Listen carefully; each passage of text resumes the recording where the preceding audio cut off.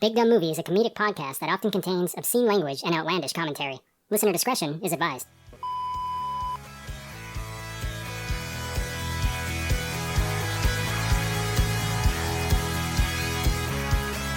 Hello and welcome to Big Dumb Movie, where we discuss children's movies of the big dumb variety.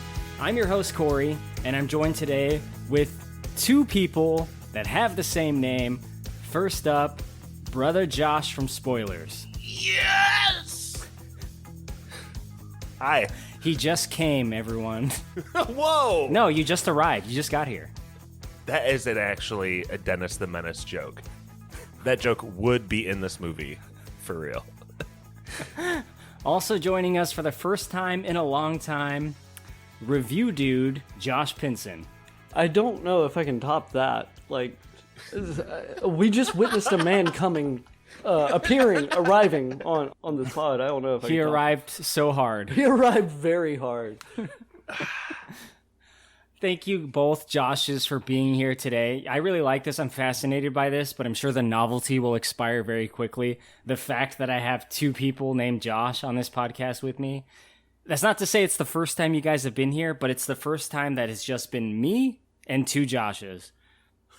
We'll see how I fuck this up, but I'm going to try to refer to you as Review Dude Josh and Brother Josh. So we'll see if I can maintain that. Give me a ding every time I fuck it up.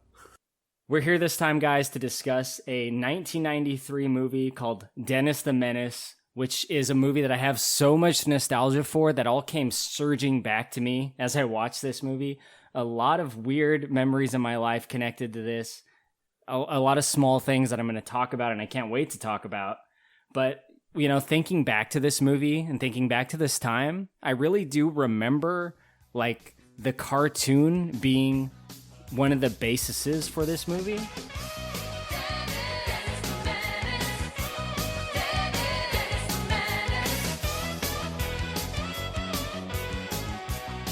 There was an 80s cartoon that ran from 86 to 88 called Dennis the Menace, which I think this movie is pretty much a direct adaptation of. Now, I know there's a lot of Dennis the Menace stuff out there. It's been around for ages. There was like an old 50s and 60s show. There was older movies. I know it's not a new concept, but I say that it was a direct adaptation of the cartoon because you can look at the parents in the movie and the parents in the 80s cartoon, and they're an exact one-to-one.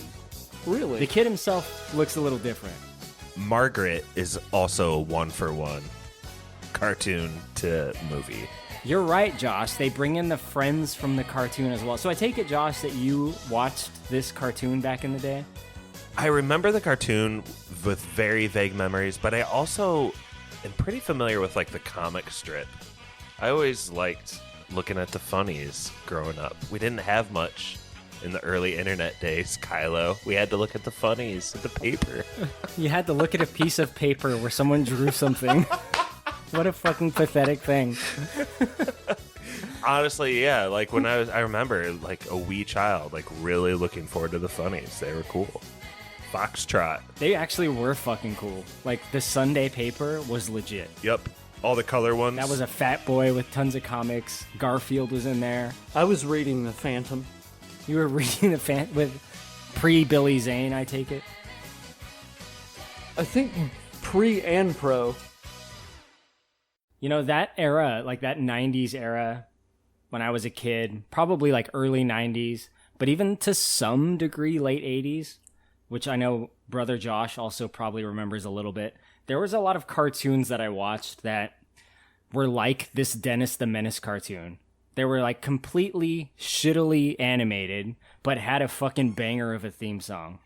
And I kind of want to talk about some of these random cartoons. I know on this podcast we've talked about like childhood cartoons before. Wait, we have? Brother Josh, you were on the Flintstones episode, and we talked about like all the big ones like Batman the Animated Series and the X-Men Animated Series and TMNT, right? Those were like big name, hardcore cartoons that like lasted a really long time.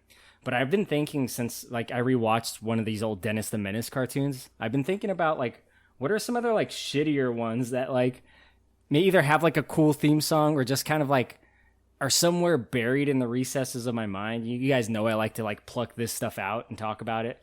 Brother Josh, what are some that like you remember kind of that vein?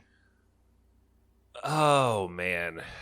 What a great era we grew up in for cartoons and Saturday mornings. Do you guys just like remember Saturday mornings? It was like your parents were cool with it. You could just watch cartoons all morning, and it was like, yeah, that's what kids should be doing on Saturday mornings for some reason. What's up with that? Was Dude, that a thing? With like a big ass bowl of cereal too. Many bowls. Like I felt like I could have like 3 servings of cereal Yes. if it was Saturday. Now it's like, oh, their screen time is too high. Oh, the sound is hurting their ears. I don't know. We grew up in a weird era where it's like, yes, Saturday mornings, you watch cartoons. I'm sure you guys remember the Garfield and Friends cartoon from back in the day. Banger of a theme song. Yes. Ladies and gentlemen, Garfield and Friends. We're ready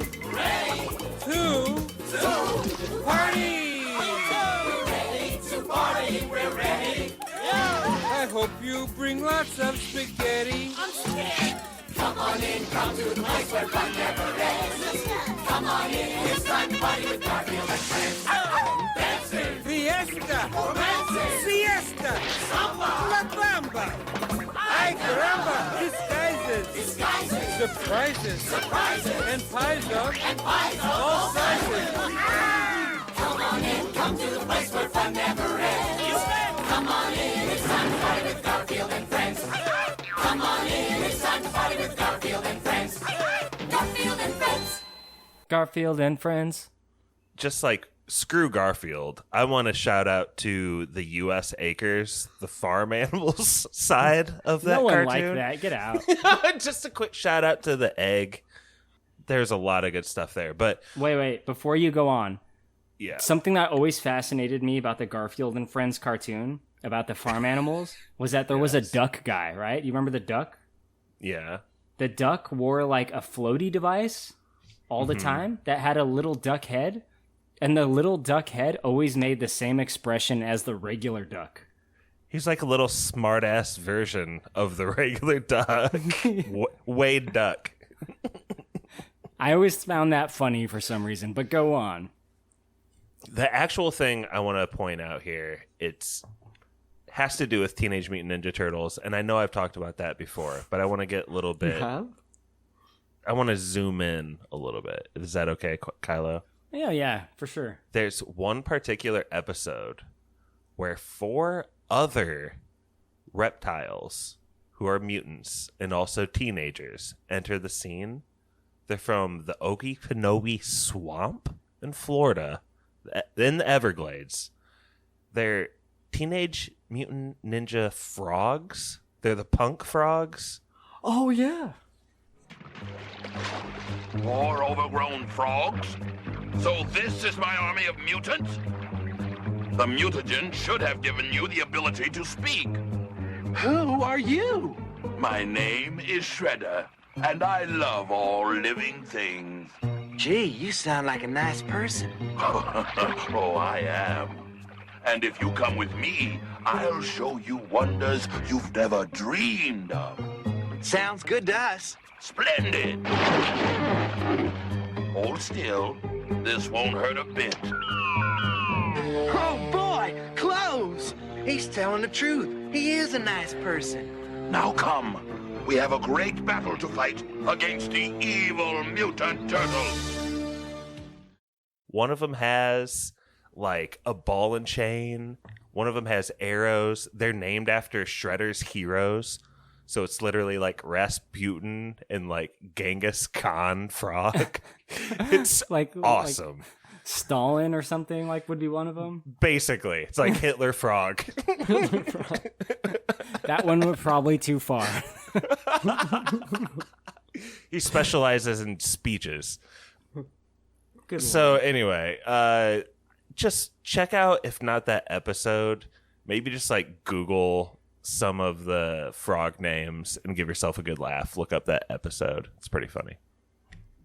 What a great answer. You know, I totally forgot about that, but I really like that aspect of kids shows or like movies or comic books when there was like your main group of heroes and then they have like this enemy that's like the same as them but like a bizarro version, right? Yeah, so just guess what happens then in that episode. Just guess based on that. Like, what do you mean? Like the ending? Yeah, the overall arc. Guess what happens with the frogs? They turn good? Yeah, of course. They learn to be friends. They're like, oh, we're not so different. I love Just it. like World War II with Stalin and stuff. It's the Christmas truce. Yeah. That's not the same war, sorry. Whatever. So talking about retro cartoons, I'm going to go up next. There are so many 80s cartoons that I forgot that I watched that I dug up that have like really cool theme songs, but are generally just like really shitty, mainly because they like look so bad. And I'm What not you talking got? about like the Transformers. I'm talking about shit like Inspector Gadget. Oh, yeah, that's Dude, a bop. that's one that I had written down. God damn it. Oh. I shouldn't have picked one so mainstream. I'm going to move right past that one, Josh, because you Okay. might have more to say about it. That's probably like better quality than what I intended to talk about, which is more like, Josh, I hope you remember this for the love of God. Noozles.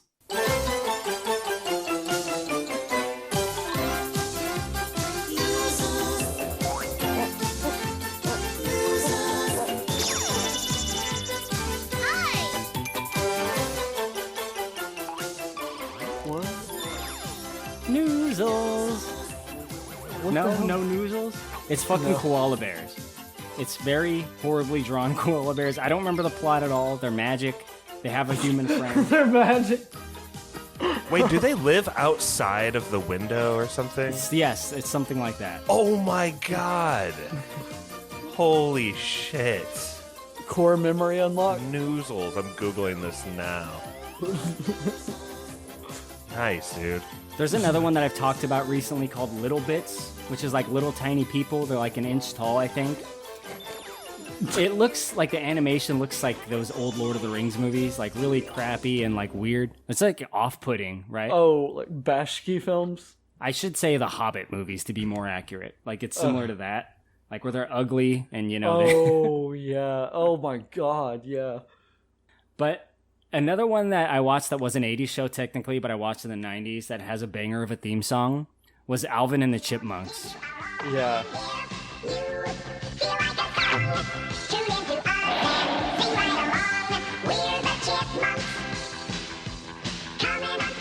Josh, tell me you got into Alvin and the Chipmunks back in the day. Obviously. Alvin, Simon, Theodore. Oh, yes. Do do do do. Yeah. Brother Josh, you got into that too? Yeah, but honestly, Noozles is the winner here, man. Like this koala sitting on the taking the window big- ledge, waiting for them to open up and talk to him. That is insane. I would have never thought of that again in my entire life. Thank you, Kylo. Dude, me too. Like I had to like really reach back to dig that up. I love digging up old memories like that. And it's like it's weird because I vaguely remember like the room I was in when I was watching it, you know? Yeah. I want to show my mom this to see if she remembers me watching it. You know what I mean? Absolutely, dude. That's like where I was going as well. I want to be like, Mom, do you remember me watching this? She'll be like, what the hell is that shit? It's terrible. I got a couple other, I know I'm going on for a long time, but I have a couple 90s ones, specifically 90s. Like those ones were all 80s that I talked about, and they got banger theme songs, of course. There was a 90s show that no one on Earth remembers called Bots Master. Oh, yeah. I don't know this. Well, it's basically like a kind of a Transformers GoBots ripoff, except they don't really transform, but it's like a super cool kid with all his robot friends, and like the intro theme song is like so like urban hip hop. Street boys! You know, the planet is in a jam! A diabolical plan of only one man! A Paradigm International Funk got an army of 3 A's or he'd be for jump! Yeah, well, invaders, you forgot about the boys and the guy who made us. Zim Zoolander, master of voice box. Well, time to wind the fly. We're split boys and we like making noise. Make the shot nice, the intelligent noise. And that's a tasty tea. But don't forget, you're what you eat. Tommy Watson, let me swivel and say, I rock to the dock and I save the day. Nerd is the name and the brain is my game. Genesis, any problem I can fix. My name is Ninjas, the bad hinges. How I use them is order and singes. I'm Zip Zoolander, ZZ for short, you know I fight the corp, I'm the boss master. Listen up, you all, you're the boys brigade. When it's laser time, put on the 3D shade. Laser time, boys!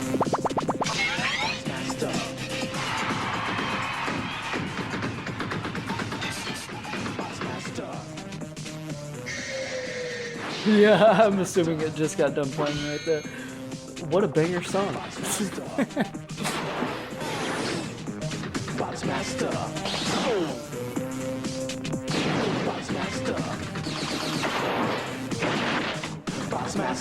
Game over. And one of my all-time favorite cartoons from childhood is a show called Mighty Max.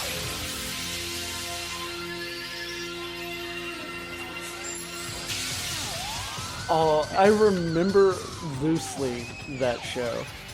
I think that show existed solely to sell toys, Yeah. as did many shows at that time.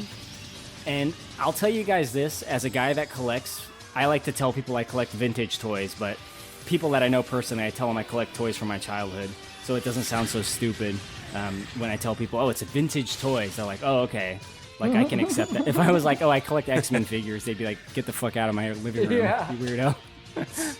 But Mighty Max toys that have been unopened, you know, they're basically like Polly Pockets for boys, right? Yeah. Those are some of the hardest to find 90s toys in existence. Really? So I am constantly searching for unopened, specifically unopened, still in the packaging, Mighty Max box sets. The ones that are the size of your palm, not the little tiny ones. Those ones are lame. Then we can flip it and make some cheddar. One of these days, I'll be at a yard sale and I'm going to find one and I will be so happy. Somebody won't know what they have. Yeah, you know, that's fine, right? They don't care. I'm going to toss it over to the review dude. Josh, tell me about some cartoons you liked, man. We talked a little bit about some Inspector Gadget. Inspector Gadget. Like, the cartoon's terrible. The only reason I remember constantly rewatching it is because I was so enthralled by Dr. Claw. Dr. Claw is so fucking awesome. Dude, Dr. Claw had the coolest voice. I'll get you next time, Gadget. Next time. Oh my god. Dr. Claw is in the house. God damn it. Dr. Claw, what are you doing to that cat? I know, right? Put it down, Claw. I've been holding that one in my back pocket for years. Not very often we get to talk about Dr. Claw. I'll say this about Inspector Gadget, review dude Josh. He just made Dr. Claw cuss. This needs to happen more. I need some bitches. I'll say this about Inspector Gadget, though. I loved his helicopter gadget technique thing. You know, he had a bunch of gadgets. That was his whole shtick. Yeah. He could do, like, go gadget this, that. The one that I thought was fucking so cool was the helicopter. Yes. It came out of his head and he could fly. The problem was, he didn't use it that often. He always seemed to prefer making his coat inflate and fly that way, which I hated. Oh, yeah. Yeah, think about that. God damn it. This show, yeah, the cartoon's not very good. No, it's not very good. I will say it's better than the Matthew Broderick film, though. Yes, and which is better than the French Stewart film. Oh, god damn. Yeah, that's I feel like that Inspector Gadget hat with the helicopter is basically how Vic Morrow died. So you can't have too much of that. They don't do that. You can't do that now. You can't do that now. That's been canceled. They could never do that today. Yeah. Yeah. Another cartoon I remember watching, but I don't exactly remember why, was like Muppet Babies. Or whatever the fuck that show was. Another banger intro music song. Oh my god, so good. When your room looks kind of weird and you wish that you weren't there. Just close your eyes and make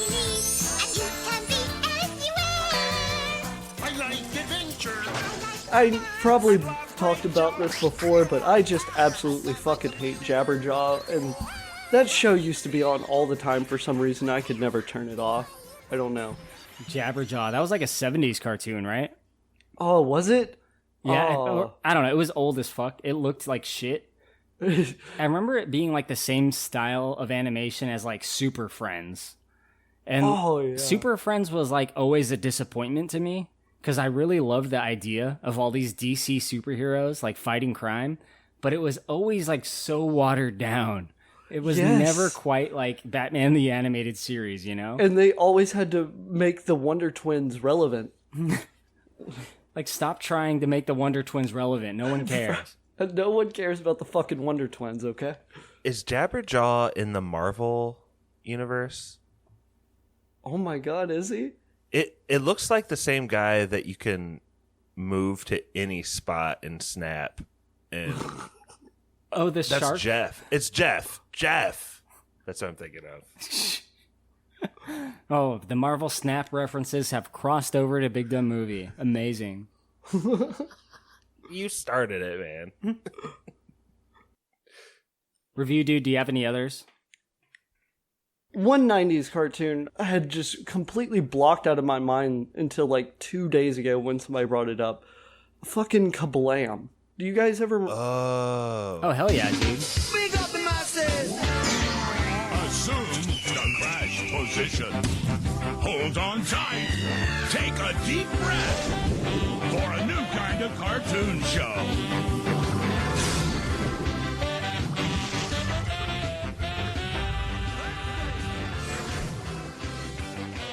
Yeah, the action heroes. Like yes! the little, yes, live action. We were talking about Meltman with the power to melt. Melts! Yes, that was like early day Robot Chicken. It was. That particular segment was called Action League Now. Action League Now! We couldn't think of it the other day. Oh, shit, dude. I was looking online to buy a Snick t-shirt the other day. The Snick lineup is a very special thing to me. I still remember the Snick commercials. Hey Mac, kablam rats, woo. Oh my god. Oh shit. Oh, Nick, Nick, Nick, Nick, Nick, Nick. Hey Mac, kablam rats, woo. What'd they say? They said, hey Mac, kablam rats, woo. We didn't say it, we sang it. Whatever. It means every night at 8, your favorite Nick shows are all brand new. Brand new Hey Arnold Monday. Hey. Totally new Alex Mack Tuesday. Another new Hey Arnold Wednesday. Hey. More new Alex Mack Thursday. Completely new Kablam on Friday. Spanking new Rugrats Saturday. Yep. And Sunday, brand new Shelby. Woo. In other words, hey Mac, kablam rats, woo. Every night at 8, new episodes for you. Never done doing Nickelodeon. Never done doing Nickelodeon. Nickelodeon. It was like, Hey Arnold, Alex Mack, Kablam, Rugrats, Mystery Files of Shelby Woo, which was last because no one liked it. Yeah, I was out by that point too. She never wound up in the Rumbleverse. I want to say one quick thing about Noozles, Josh. Brother Yes. Josh, that is. Please. Noozles was developed by Haim Saban, who is the same guy that developed Mighty Morphin Power Rangers.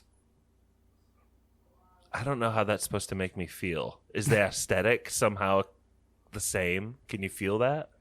You know, I don't know. I don't think so. But it's just, to me, it's like, okay, this guy has been in my life for a long time. Shout out to Haim Saban. Can I run something by you that's very, I think, on brand? It's definitely like post opening question, but pre-movie review, if that's okay. All right, let's hear it. Okay, so all that is like pretty big for us. We're talking about Snick, a lot of Nickelodeon stuff happening here. have you heard this thing that Keenan has like ordered like a beat up hit on some other celebrity that like slept with his wife? Do you know what I'm talking about? No, I did not hear about this. Is this real or is this a fucking SNL sketch? No, dude. Someone was just telling me that Kenan Thompson ordered like his boys to like beat up. Gosh, man. Amanda Bynes? I was gonna say, what's the Lori Beth Denberg? Yes. Let's just move on. I'm doing a quick Google search and I can't find anything to corroborate this story, so I don't want to get Big Dumb Movie sued. This is pure speculation and or jokes. Allegedly. All that was also a big part of my childhood. We'll talk about that in a few months, though. Let's get into Dennis the Menace, which is a 90s movie. And it is a particular type of 90s movie. Of course, John Hughes' name is on this. He had one shtick in the 90s, and I think we see it here. You know, he had one thing going for him in the 80s, which I don't want to say ran into the ground, because he made a lot of banger movies. Wrote a lot of banger movies, I should say. In the 90s, he wrote a good amount of movies too, and this is one of them. Although it was directed by the Shape himself, Nick Castle. Right? Review dude? Yeah, I knew I recognized that name from somewhere. I only looked at the director credits on IMDb. I was like, But now that you say, oh, yes. Oh my god, how did he wind up directing this? He directed a lot of stuff like this. I mean, he directed a lot of stuff not like this as well. But let me give you an example. He also directed Major Payne. Classic 90s kids movie, right? I saw that. But review dude Josh, maybe you can tell us about how Dennis the Menace opens up. Okay, so we open the movie with Dennis the Phantom Menace just riding through the neighborhood, clanking the fuck around, making as much goddamn obnoxious noise that he can. And then we're introduced to our hero main character, Mr. Wilson. Our hero, Mr. Wilson. Yes. Who's so traumatized by this brat. He starts rushing through his routine, trying to fucking pretend he's asleep, but it doesn't help, because Dennis is a fucking little demon.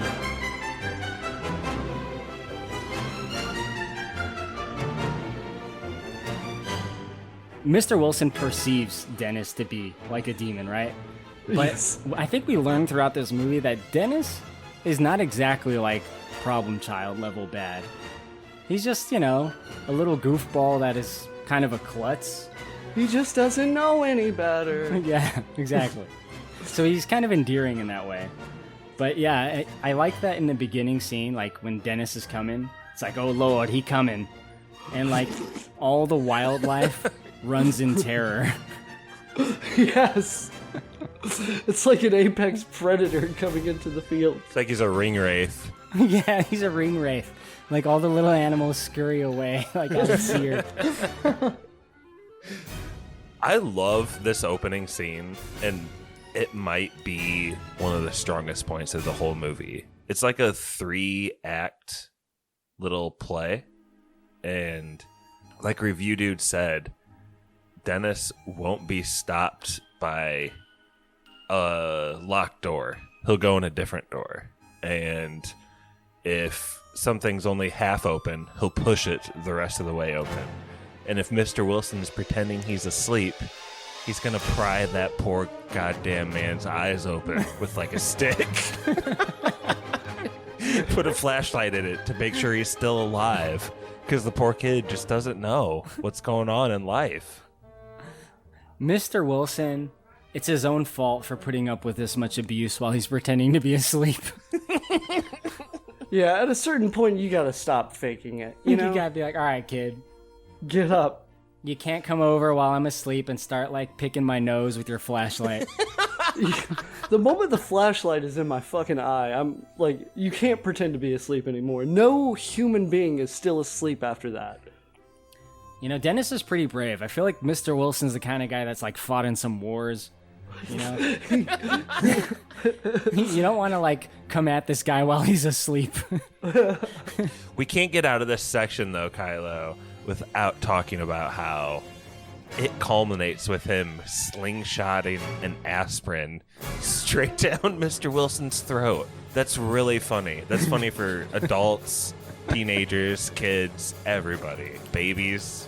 I was kind of hoping, Josh, you watched this with your kids. Please tell me you did.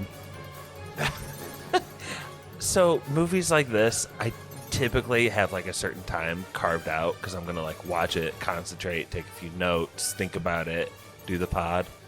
And I went out on my hammock today and I pressed play, and then my middle daughter, like as soon as I pressed play, started tugging on the hammock trying to get on. And at first I was like, I'm Mr. Wilson, I wanted to scram. Then I was like, all right, get up here, we'll split the headphones. So I gave her like the left channel and I took the right. I pressed play. Right when I pressed play, the oldest girl just like starts rubbing on like the hammock, like wiggling it, like, hey, I want to watch. What about are you guys me? doing? Yeah, so she hops on. It sinks closer to the ground, feeling like Mr. Wilson because both my arms are starting to get deadened. And it's literally, as soon as I press play again, the youngest, Adrian, she's 5. Hey, I want to play it. And she doesn't even say anything. She just like hops, jumps up on. So headphones were out of the game. Both my arms, no circulation. But yes, we all watched this opening scene at least together, and we'll definitely finish the movie later, Kyla. That's so amazing. I think this movie is really great for kids that age when it's not being surprisingly inappropriate. There were things that happened in this movie that I thought were only in the movie Problem Child, and I'll talk about that later. But I think brother Josh, that is, might know what I'm talking about. More on that to come. As you said, Dennis, he fires a slingshot aspirin right into Mr. Wilson's throat, causes the poor man to choke. He nearly dies, you know. After his failed murder attempt, he just returns home. These are early 90s aspirins, so they're like the size of a quarter. Yeah. The size of a golf ball. These aren't your newfangled ibuprofens. This is that, like, fucking you can't swallow dry pill. Like, this is... No chance. It's either water or slingshot. Those are the two vehicles. You know, I think it's a pretty good setup. Mr. Wilson does not like Dennis, and we find out why. It's because Dennis is just kind of a little pest. It's like he takes it 1 degree beyond being a standard pest. He's a very hands-on pest, right, Brother Josh?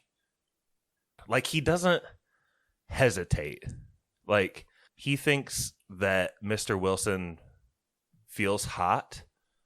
And the only reason he knows Mr. Wilson feels hot is because how close he's dared to get to his brow. Yeah. He's literally an inch from this poor old man's face, who's desperately trying to, like, hold on to this ploy that he's asleep. So he's like, he's too hot. So, like, he's heard his parents say at some point, oh, if you're too hot, take an aspirin. So he's willing to do, like you're saying, he's willing to do anything to get this aspirin inside Mr. Wilson's body. By any means necessary, goddammit. Yeah. Is that what you mean by hands-on? Like, absolutely. If something in his mind needs to happen, he's like, I have to take control of the situation and do it myself, which is kind of admirable, I guess. Yeah, I mean, it's a skill set that comes in handy in very particular situations, you know? Like, he's very employable later on in life. That's a good way to look at it. I meant more of like when there's like a hammy villain that's trying to like kidnap you. Goddamn, can we just bring up how fucking creepy Christopher Lloyd looks in this movie? He looks horrifying. Yeah, we can. You know, I wanted to toss to Brother Josh, actually, to intro the villain, because we see him not too long later. We can go slightly out of order. It's totally fine. But we get the introduction of what is very clearly the villain of the movie. It's not Mr. Wilson. Mr. Wilson's an old grump who's going to have a character arc, right?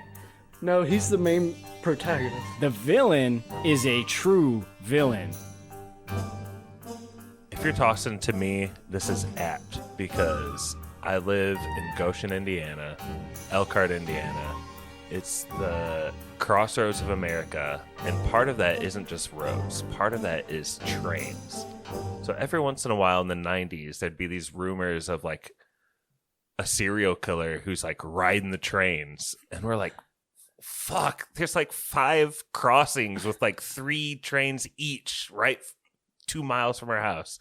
So like trains were a big part of my life always. And so like this movie always hit home, Kylo, because this potentially murderer, robber, serial killer, I don't know what he is. He's vague, nondescript bad guy who does general bad guy things. Why are you taking Walter? Man's a diddler. What's the worst thing he's done, boys? Name the crime. The worst crime. Morally worst. Yeah. He not only did he diddle that kid, he buried him. Well, Jesus. He broke the laws of the fashion police, that's for sure. You know, he shows up wearing a goddamn Cosby sweater with a leather vest on top of it. He has all the train grease on his face, too. His hair is... He's like balding unabashedly with just this long, scraggly hair. Those teeth look crazy good. They look like absolutely shit. This man's name is Switchblade Sam, which is perfect and amazing. You know, this guy shows up and it's just everything about him works for me. I love this villain so much. The first thing he does is he steals a doll from a kid when they're not looking. He steals a doll of a baby. Because fuck you. Because fuck you, just to be a dick. This is Dennis the Menace for like 5-year-olds, and this villain is... I love it.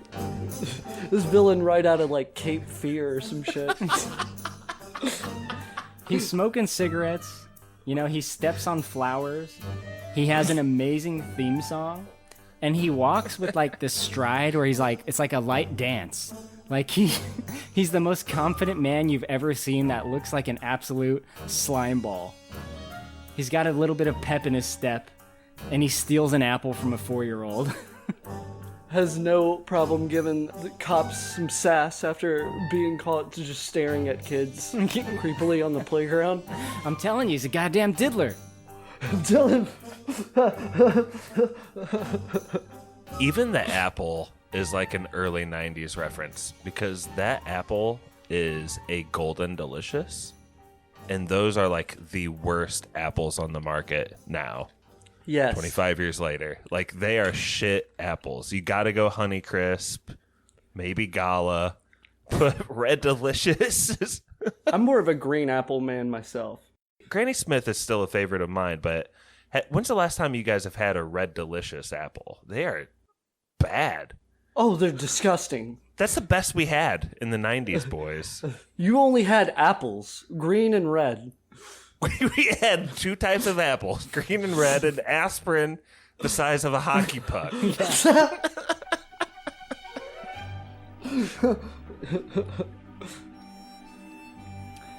So there's a few things that happen in this movie. You know, we get to meet Dennis's little friends. They don't have a whole lot to do in this movie, but, you know, there's a hide-and-seek game. Mr. Wilson, rightfully so, points out that Dennis is cheating. Right, yeah, he's not going to allow that kind of thing, right? Mr. Wilson just trying to even the playing field. Exactly. I want to say, too, like, Dennis in the very beginning scene and his little friend that's helping him cheat at hide-and-seek, they have, like, a little, like, grubby kid vibe, and it's because they're not, like, wearing shirts. Like, if you notice Dennis in his intro scene, he's wearing his overalls with no shirt, which kind of reminds me of, like, me and my brothers when I was a kid. Like, the bare minimum amount of clothes you could wear to, like, go out and play, right? Like, shorts, sandals, no shirt, and that's it. Like, the bare minimum requirements. We would all be playing in our underwear if we were allowed to do it. You know? Like, just throw on some swim trunks and some flip-flops and go outside. Kylo, I know that like Dennis's friends don't have much to do, but there are 2 super notable parts in these early scenes here. One is that Margaret, who's like kind of like Dennis the Menace's like real villain in a lot of these tales, she's straight up committing like a sexual assault thing on his buddy. Oh yeah. Like she's forcing him to kiss her under threat of like violence and like power maneuvers. It's messed up. You know what I'm talking about? She got canceled before she even hit 18. Yeah, she's an evil little conniving cunt. Do it. I can make you. How? I'll slug you back. You can't hit a girl. I can too. Try it. I'll scream so awfully bloody, deadly, horrible, my mom will think you tried to murder me. And I'll tell her you did, and she'll believe it. Because boys are like that and girls aren't. That really stinks. Quit wasting time. Mush your lips together and let's get this over with. Close your eyes.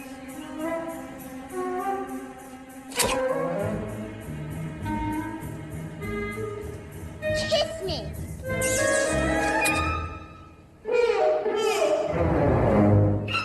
It's really messed up. She's like setting him up like, okay, you're going to kiss me. Close your eyes and do it or else, motherfucker. And he closes his eyes. You know, he doesn't want to do it. He puckers his lips. And she sticks the ass of her little doll in his face. Which, you know, dumb little kid shit, but I kind of thought that was funny when I was young. That was kind of funny, but the fact that, like, the earlier part, the logical part that they, like, talk about is she's like, kiss me, pucker up. The psychological buildup. Yeah, it's messed up. It's psychological. She's like, hey, kiss me, bitch. And he's like, I don't want to. And she's like, I'm going to punch you in the face. I'm going to say you raped me. And he's like, you can't punch me. I'll punch you. And she's like, yeah, but you're a man and everyone will believe me. Like, it's really messed up. She's gone, girl. But anyway, about 2 minutes after that scene, Dennis is there and they're all hanging out and they're like, we're bored. There's nothing to do. And she's like, we could write a play. We could make a musical. We could dance in the woods. And that same kid who had just been bent over the barrel looks at her and goes, or we could bury you alive. I think that might be like one of the things I picked up from this movie and like adapted into my regular life as a small child, like saying that line. Mostly things like this from movies, like it wasn't so much lines of dialogue that I would take in my life, although that was one of them. It was like looks that Dennis gives. Like certain looks that he would give, I would copy that shit. I've said this before, my whole childhood, my personality was just based on movies. Like I just like took my favorite parts of characters from movies and that was me. Cause like, I don't know, I just didn't know what to do. I did the same thing, so. Certain things Dennis does, certain lines they say, definitely me as a kid. I bet you were a better actor than him, though. You know what? I didn't hate Dennis in this movie. No, well, I couldn't understand hardly anything some of these child actors were saying because they're so, like, so young and they don't have all of their teeth. And in the 90s, we thought he sucked, but everyone was going up against Macaulay Culkin in the 90s, and that's not fair to anybody. True. Yeah, Dennis is played by a kid named Mason Gamble, who had done a bunch of other small stuff, but I think he was really mostly known for this. Interestingly, Josh, and I didn't notice this at the time, he was in a movie that we did on Spoilers pretty recently called Gattaca. Yes, and he, honestly, for this little boy, Dennis, he really has the look. I think he did a passable job. Like, he is so young in this. He says he's 5. I think he's probably more like 8-ish, probably, during this movie. But he's also in Rushmore, Wes Anderson movie. Okay. Which is pretty cool, too. He's in some stuff, which you love to see, you know? Absolutely. Did you shoot an aspirin into Mr. Wilson's mouth? I want him to bite off my fingers with his big fake teeth. Those things are sharp. George said Dennis shot an aspirin in his mouth with a slingshot. What slingshot? Do you have a slingshot? I'm not sure. Give it to me.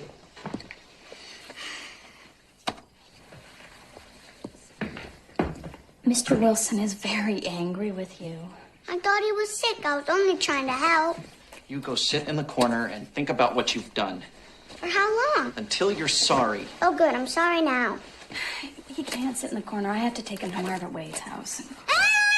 Margaret's house? I'm driving bad enough to deserve to go to her house. She's a lunatic. I'll go crazy. She tortures me. She's mean. She's ugly. She doesn't share.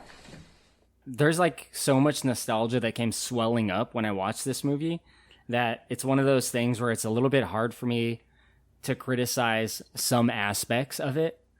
Like the kid's acting, I think he was all right for the most part, really. And I have kind of developed a little bit of a soft spot in my old age where, like, I feel it's kind of mean to make fun of kid actors now. I know that's very different from early Big Dumb Movie episodes when I was like, fuck you, little dipshit, to every kid actor.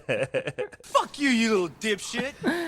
No, and I feel bad about that little jab I made earlier. But honestly, I think that was like, I think expectations back then were a little bit too high. He does a pretty dang good job in this movie. He's not like distracting with bad acting or anything. I'll say the kid actor with the cross eyes was pretty good. Fucking A. That kid was young. Now that kid was like 5. Yeah. Apparently when Yeah. Christopher Lloyd stole that kid's apple with the switchblade, that like actually scared the shit out of that kid. And like he didn't want to talk to Christopher Lloyd at all. Like he was afraid of him, which kind of makes sense. And it shows. I mean, Christopher Lloyd in this movie as Switchblade Sam looks fucking scary, especially for a little kid. But like, even like for me, if I saw that dude on the street, I'd be like, I'm not fucking talking to this dude. If this dude comes at me and asks for $1, I'm going to run. Yeah, like he looks like pre-burned Freddy Krueger. Yeah, and he has similar interests, probably.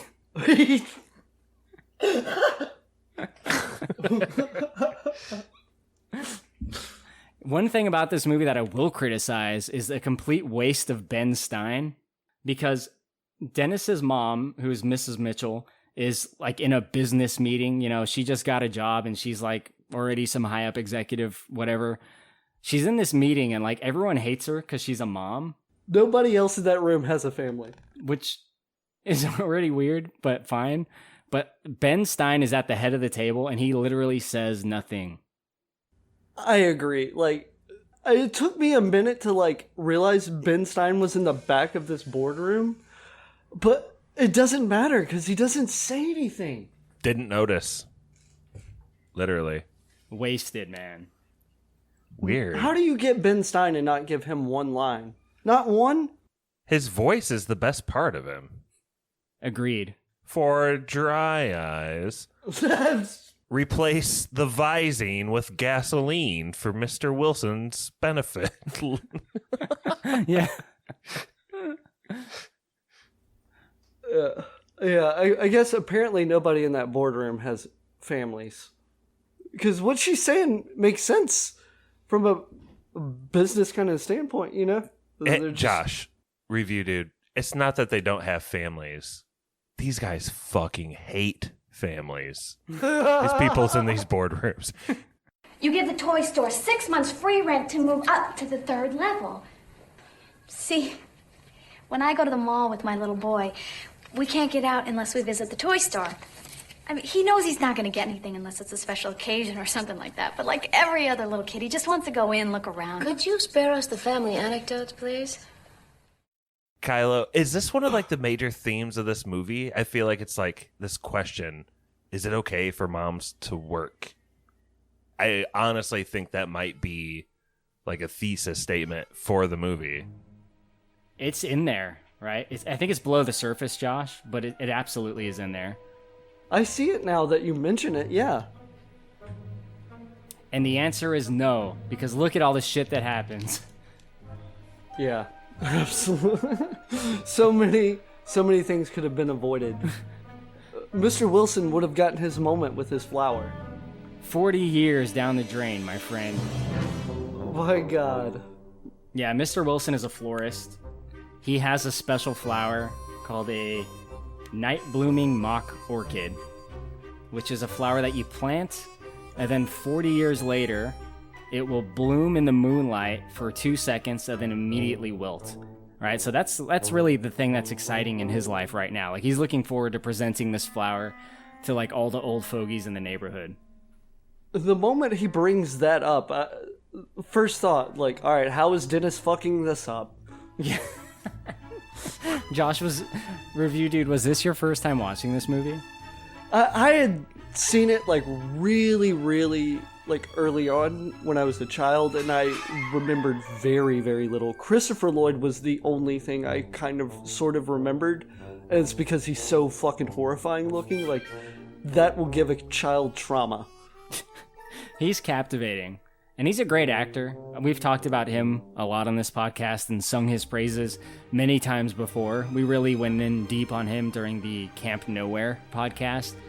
But really, just what a great actor, and especially for our generation. Like, I think we all grew up with some little bit of Christopher Lloyd in our lives, whether it be like Back to the Future or Who Framed Roger Rabbit, or even Taxi, if you were a Nick at Night kid like me. But never did we see him as greasy as we do here. He's never been greasier. This is like... It's a joy. He bathed in the grease. Oh, this is like Pappy. I know you haven't met him, review dude Josh, but Pappy's basically this greasy. Just kidding, Pappy. Well, Pappy does often say that shaking his hand, you feel like you just washed your hands in the Papa John's garlic sauce. I hate to even say that out loud, Pappy. I know. Love you, buddy. Without him It's his here, joke. it's not the same, you know? Yeah. You merely adopted the grease. I was born in it, molded by it.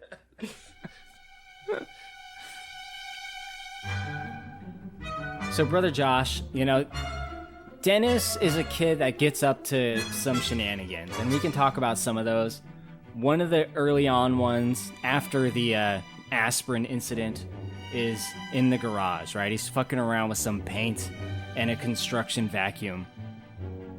Yeah, it's another highlight of the movie, right? Well, I was just going to make a quick point. This is why I didn't have a whole lot of notes by the end of the movie, is because, like, a lot of screen time is dedicated to setting up these hijinks, these, like, Rube Goldberg punchlines. Dude, this is what kids wanted in the 90s. This is seriously. And it wasn't Home Alone exactly that set this up, because I realized very recently, Problem Child came out before Home Alone. Is that a mind blower? What the fuck? And check this out. My friend is Problem Child. He was the Problem Child in Problem Child. His name's Michael Oliver. He auditioned for Home Alone, and he auditioned for this movie, Dennis the Menace. Weird. Think we'll ever get to talk to him on here? Oh, absolutely. One day, it's going to happen. Please. That'd be awesome. But Brother Josh, you were telling us about Dennis's hijinks with the paint. I hate to skinny out on this, but like review dude Josh's like explanation that's like a Rube Goldberg machine. I would love to hear him explain how the paint gets on the chicken in Rube Goldberg's terms. Give us Domino A through Domino Z here. I love it. So I just remember looking up and seeing the paint spilled and him getting the vacuum and sucking it up. What went down? What transpired between these moments? That's pretty much the gist. He spills some paint. How does it end up in the chicken, though? Or Mr. Wilson's food? I'll help you out, review dude. I was watching Thank you. super carefully. Just joking. So I believe Dennis just innocuously spills paint on the ground. And he feels badly about this, right? So he's going to try to sweep it up. He's got to take care of it himself. He's a man of the people. He turns on the vacuum. He starts sucking it up in there. All's doing pretty well until something accidentally switches the vacuum from in suction to blowing out. And all the paint inexplicably comes out in one like water balloon sized globule, right, Korey? Yeah, it has congealed within the machine.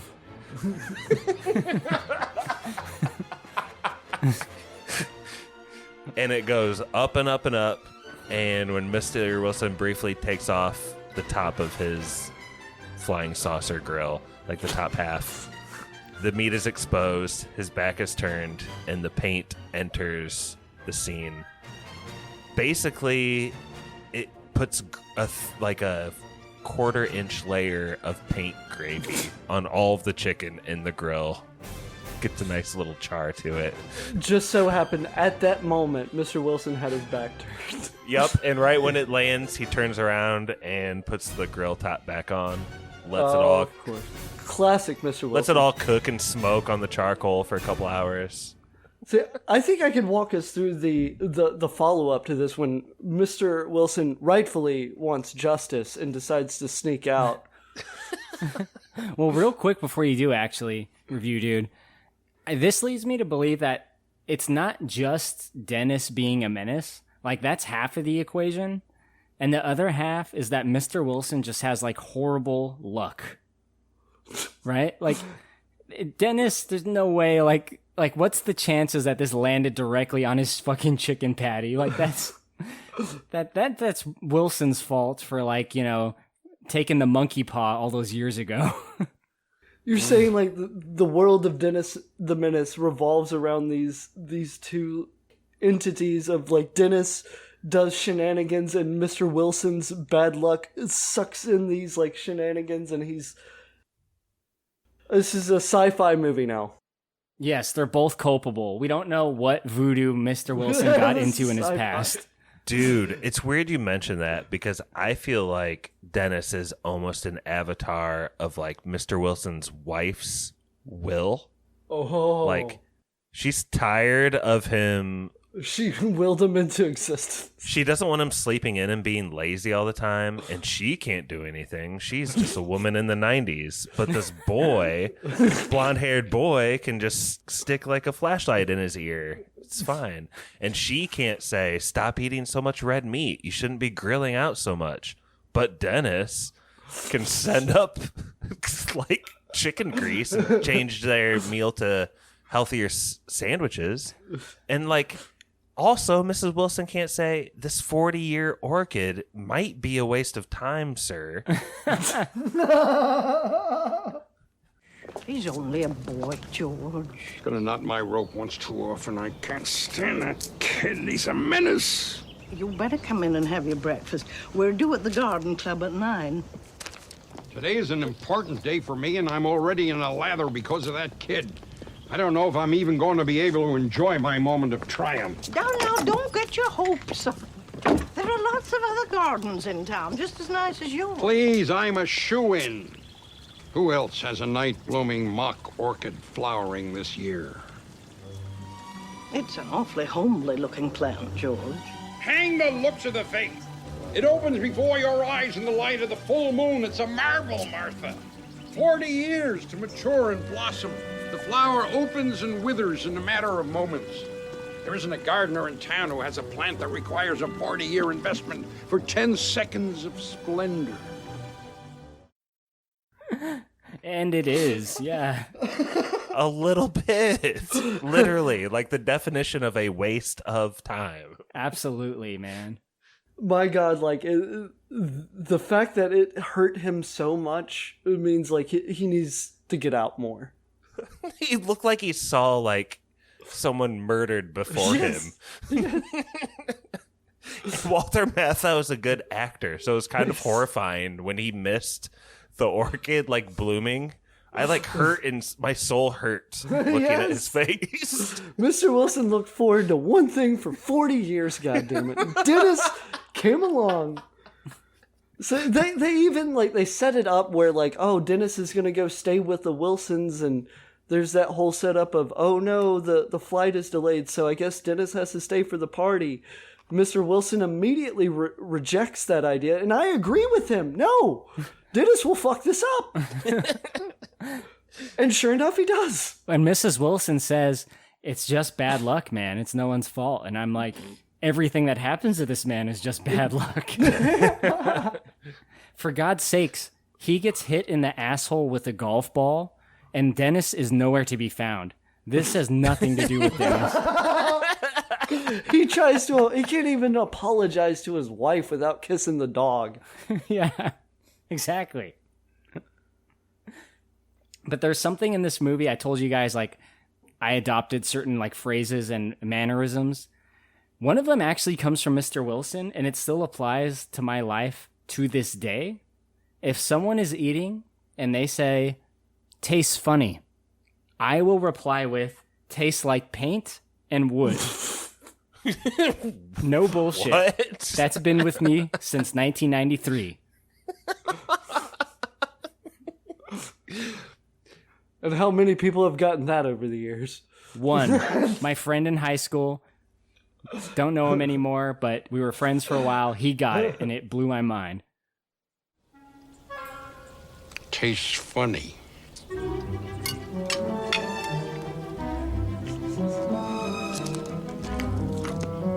Tastes like paint. And wood. I'll make us some sandwiches.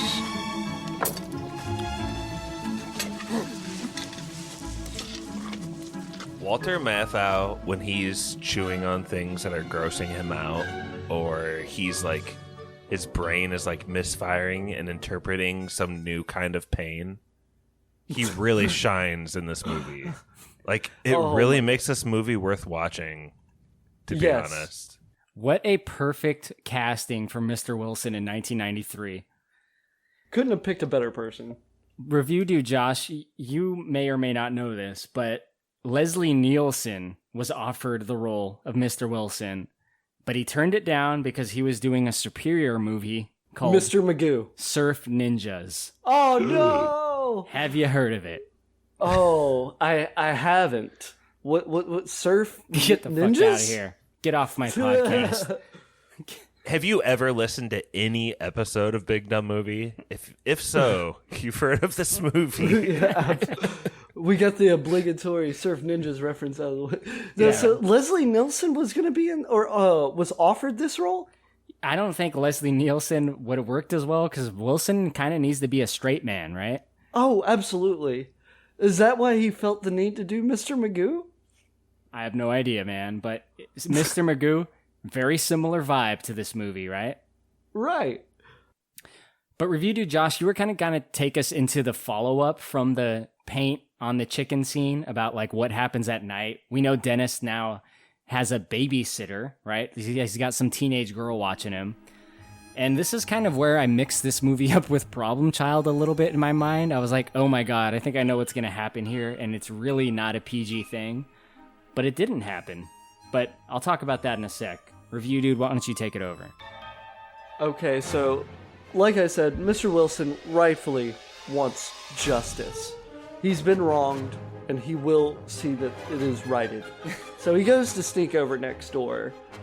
Just so happens around this time, Dennis, just being an absolute menace, sneaks out of his room for some reason and decides to ding-dong ditch the babysitters, right?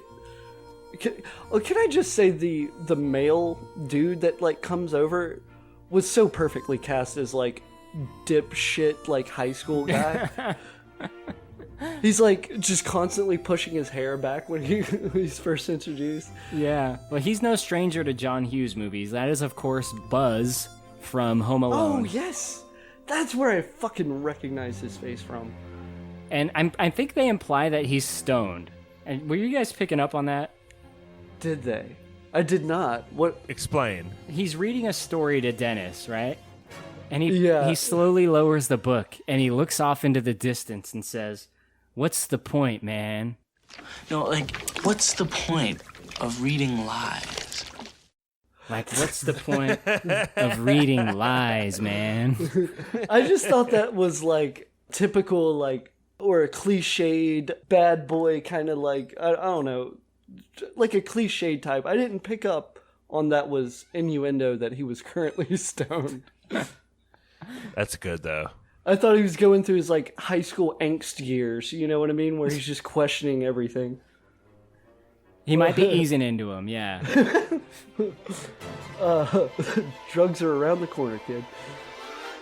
So, at this point, because of the ding-dong ditching, the babysitters are wanting to, like, prank back a little bit. So the female babysitter runs upstairs. She's got this big bucket of water. The high school stoner guy has this bag of flour or something. And right around this time, Mr. Wilson is shenanigans in the garage, so he's like running to the fucking doorbell for some reason. And it leads to a moment where they dump water and throw flour all over Mr. Wilson the moment he answers the door, or rings the doorbell, I mean. And let's not forget that Dennis does put a thumbtack on the door, on the doorbell. No. Dennis doesn't put it there. But his girlfriend puts it there. Woof. Oh, you're right. See, I am mixing things up. So I have a really hard time making a distinction between all this and the movie Problem Child. Do you guys remember the babysitter scene in Problem Child? Not off the top of my head, no. It might actually be Problem Child 2, which is maybe why you guys don't remember it. So he has a babysitter come over. She brings her boyfriend over. They start, like, doing it on the couch. And what Problem Child does is he, like, films it and projects it onto the side of the house. And the whole neighborhood watches it. Oh, my God. And there were some things in this that I was like, wait, is that what happens in this fucking movie? No way. No goddamn way. Fortunately, it didn't go that route. This movie is obviously more toned down. That's like the ending of Mallrats. That is the ending of Mallrats. Like projection of this, like, bad sex scene in front of everyone, underage. It's bad. Gonna do you in a very uncomfortable place, like in the back of a Volkswagen. Yeah. Switchblade Sam, you know he was watching.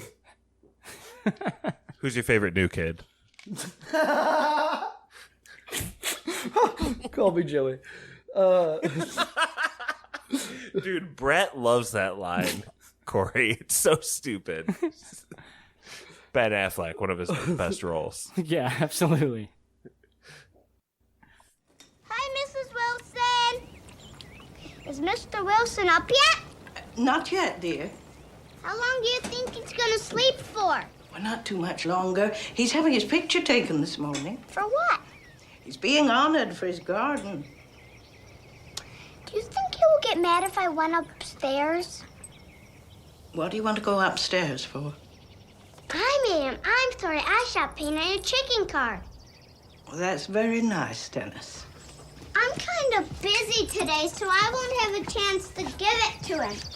I have to go to Margaret's house because we're getting poor. My mom's got a job now. So could I just leave it up by his whisker cutter? That's where I leave all my dad's sorry cars. And it's a good time to say you're sorry. Grown guys are happy in the morning when they wake up. My dad's so happy, he whistles when he goes to the bathroom. The only time he isn't happy is on Sunday morning, when he and my mom wrestle. They kind of like to be alone when they do that. I think it's because they take off their shirts, and then they start to make funny noises. You can go up, as long as you promise not to disturb Mr. Wilson. I promise. Dennis the Menace ruins Mr. Wilson's picture day. He does, yeah. Like, that's, you know, his next, like, That's entry. his next crime. It's his next crime. If I was Mr. Wilson, I probably would have taken Dennis out back and shot him. It's the best for the world. You would have old yeller Dennis? Yes. It's the best for everybody.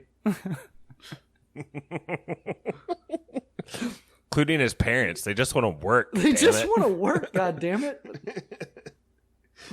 It's the point of life if you can't work. And did they, like, imply that the mom did not get a promotion because of her family? And that was somehow a good thing? Oh, I guess I'm staying here. Yeah, I don't remember exactly. But you're right about the teeth thing. Like, you know, the photo day with Mr. Wilson. Like, he's got this big event coming up that's going to be hosted at his home so everyone can watch the blooming of the flower. Dennis goes over there. I think his intention is to apologize, right, Review Dude? He's got the apology note. And he can't help but fuck with shit. He's just constantly fucking with shit. Just drop the note off and leave. No, he can't do that. He's got to fucking go through his goddamn medicine cabinet, start playing with his goddamn dentures. But you know what? It's like you guys said. Dennis, he might fuck things up, but he tries to fix it. Right? I mean, he breaks the denture, sure, but he does his best to fix them. He does better than I would be able to. He tries to pour all the conditioner and all the shampoo into one tiny bottle and call it 2-in-1 and think that that'll be good for Mr. Wilson later on.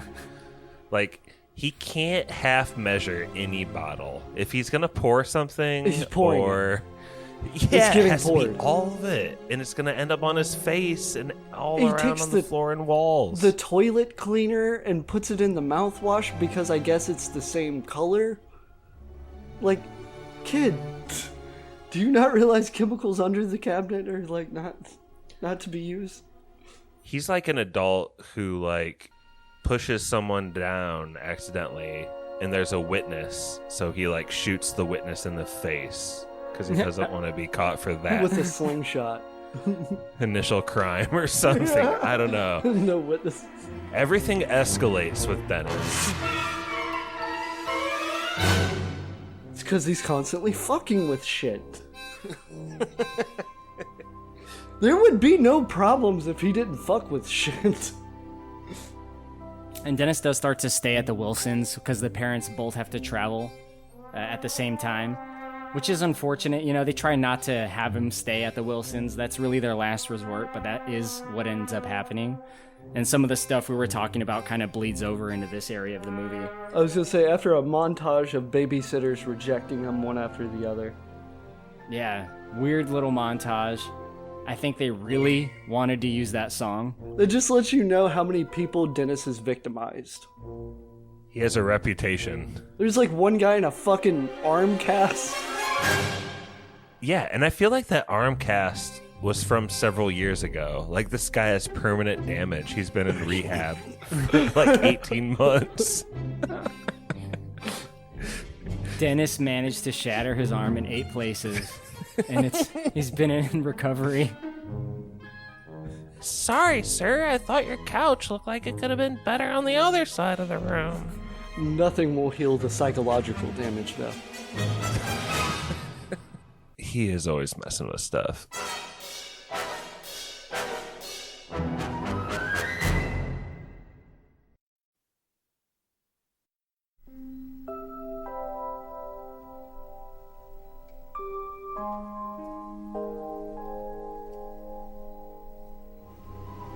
How about if I recite my favorite poem when I was your age? Is it about flowers and lambs? No. Okay. Winkin', blinkin', and Nod one night sailed off in a wooden shoe, sailed on a river of crystal light into a sea of dew. Where are you going, and what do you wish? The old moon asked the three. We have come to fish for the herring fish that live in this beautiful sea. Nets of silver and gold have we, said Winkin', Blinkin', and Nod. Winkin' and Blinkin' are 2 little eyes, and Nod is a little head. When Dennis is at the Wilsons, there's kind of a nice moment between Mrs. Wilson and Dennis, because she doesn't hate this kid, right? She's like, he's just a kid. He causes some problems, but he's a child, right? He's a very small child. In this movie, he's 5 years old, for Christ's sake. She puts him to bed and like reads a very nice poem to him, and it's kind of like a sweet moment, right? You can tell that she's not a mom, but she's a motherly figure, like inherently. And there's like this nice moment where the family is away, and it's very like Home Alone-ish, right? Like where the mom is like, she like looks at the sky and is like, Kevin, and like Kevin like looks at the sky. They're trying to, I think, recapture this like Home Alone like sweetness, because I think Home Alone has that kind of like built into the background. There's like a little bit of sorrow and regret behind all the goofy shenanigans in Home Alone. The backdrop of Christmas also helps. It really does. Yeah, this is a summer movie, not quite the same. And also the music in Home Alone really helps because that's John Williams music. And I think Goldsmith did this music, and he's no slouch himself, but John Williams is the fucking king. Yeah, it's hard to top that. There's some surprising depth to this, though, because Mr. and Mrs. Wilson talk about their decision, or lack thereof, of having kids together. I did not expect the movie to get so deep. Yeah, and like how, our little Dennis like kind of plays into that. And I don't think Mr. and Mrs. Wilson are like resentful or regretful even, but it's just like kind of a real life thing that it's kind of a little reminder to them of like, what could have been. Not that they don't like their lives as is, but I don't know. Is there a little bit of good writing in here with that, Korey? Like, is it too heavy-handed for you?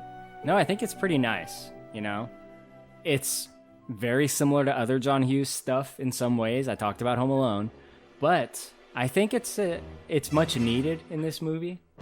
It comes at like the right time in the movie.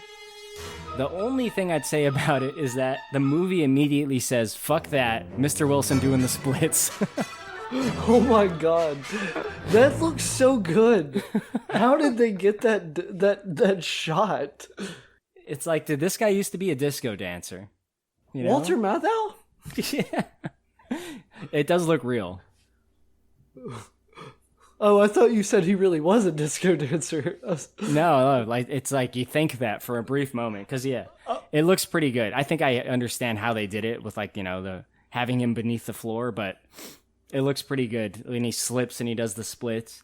That's the kind of like South Park humor that we've grown up on and like fucking love, though, right, man? Like, it's this huge deep thing about how, I don't know, like liberals and conservatives, if they don't come together, they're fucked. Or it's like some super deep thing about how like people's parenting skills can be used in a neighborly situation, but then all of a sudden there's like someone shits on someone else's face. Yeah.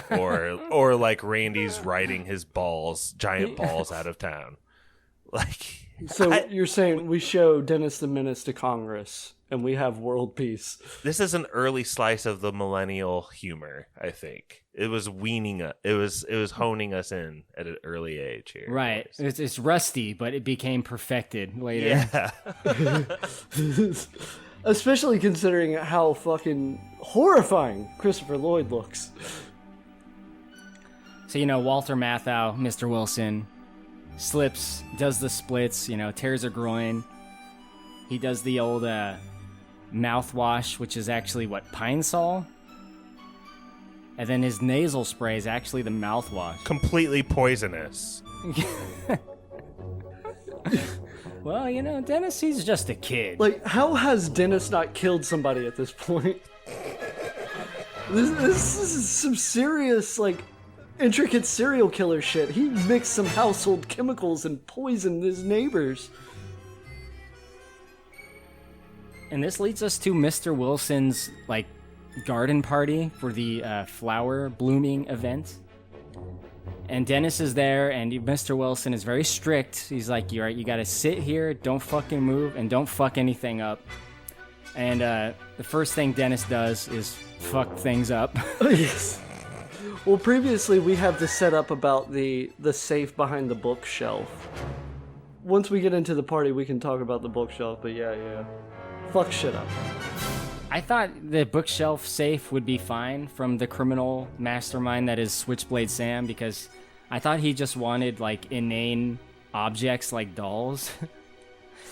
They throw in an ADR line later that doll was an antique, because I'm pretty sure people would have been like, why the fuck did he take this doll?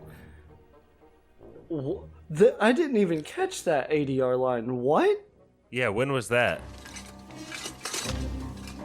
You guys don't understand. David Louise is a very expensive antique. Nobody robbed your doll, Margaret. Maybe a bear ate it. What? Yeah, there's no robbers in our town. They added that, like, later, like, after, like, a few minutes after the doll was taken. She's like, that doll was an antique. Like, okay. That doll was an old piece of shit. Like, Oh, whatever. I like the idea better that he just took it because fuck you. Like, you know? Because fuck you. It is like, I think that idea makes sense. And this sounds crude, but Christopher Lloyd's character likes taking things from people because fuck you. He likes to take a toddler's apple that he's about to take a bite out of. He likes to take a kid's doll. And for some reason, he just like knows Mr. Wilson's gold coins are like his favorite thing. Maybe it's not even about like the monetary value of the coins. It's literally just the biggest fuck you to Mr. Wilson he's got. It's not that I want to have them, it's just that I don't want you to have them. That, in conjunction with Mr. Wilson's bad luck, is a recipe for disaster. He was just going to toss the coins in the river. What do you think he could take from Dennis? His soul. Mr. Wilson. Take Mr. Wilson. His parents. Jeez. Okay. He's going to turn him into Batman.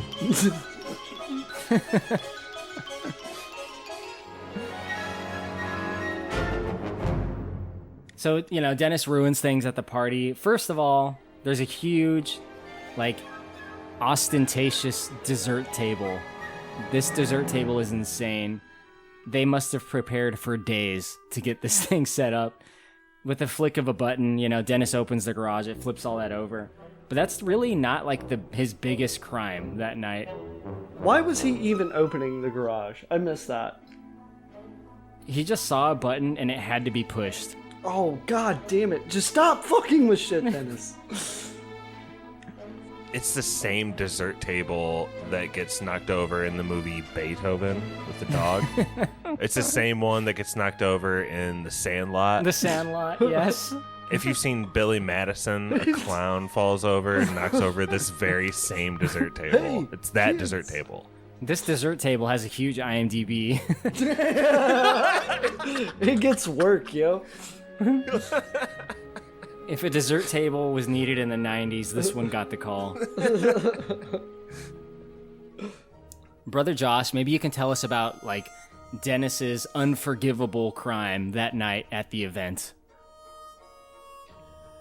So we mentioned it earlier because Walter Matthau's acting gets to such a pinnacle in this moment. But, you know, like, Christopher Lloyd really does steal Mr. Wilson's most valuable possession. He finds his safe during this party when everyone's preoccupied.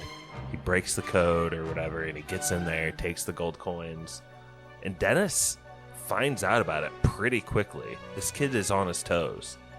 And I honestly feel like if people would have listened to him and started moving immediately when he shouted out to the crowd, maybe they could have, like, run him down because he was, like, that quick. But Dennis, quick on his feet, but not really caring too much about this plant or whatever, yells out to Mr. Wilson, "Buddy, your house has been robbed." And Mr. Wilson glances back to Dennis for 2 seconds, but those are the 2 seconds that this orchid opens up. 40 years down the drain. This orchid has, like, 2 to 5 seconds of blooming time, and that's it. And I don't know, man. Mr. Wilson, he sees like half of it, right? So he gets like that much, and then he turns his head and he misses the rest. But, like, are you not at all concerned that someone just robbed you? Maybe a little? 40 years down the drain. Sounds like a terrible investment, if you ask me. Someone's been in his house. There's the safety of the child that he's protecting at the time. He doesn't look for his wife in that moment to make sure she's cool. It's a bit dark, Korey. Dennis said, "You gonna fuck with that safe?" No, nobody's fucking with that safe but me. If anybody's gonna ruin Mr. Wilson's bookshelf safe, it's gonna be me. There was part of me, my memory thought that there was like a stretch of this movie where Walter Matthau was like, thought it was Dennis who had stolen them, the coins. Is that from a different 90s movie? Do you know what I'm talking about? Does that ring a bell at all? Like, there's just like a act of it where he's like just assumes like, oh yeah, he did it. I don't know. We'll find it somewhere along the line, Korey, I'm sure. Yeah, I'm trying to think of what movie that is. That does sound vaguely familiar, though.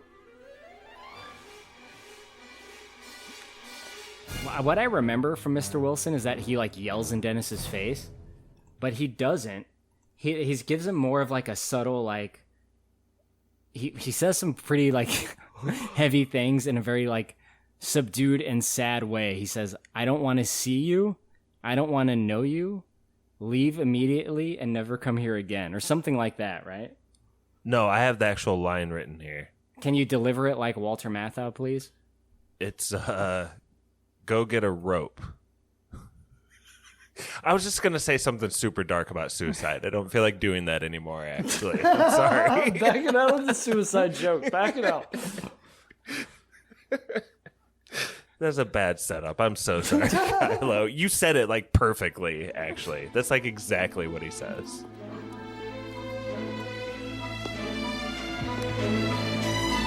You're a pest, a menace, a selfish, spoiled little boy, and I've no use for you. You took something from me that I could never get back. Something that means more to me than you ever will. You understand? I don't want to see you. I don't want to know you. Get out of my way. I'm sorry, Mr. Wilson. All right, everybody, the party's over. Come on home.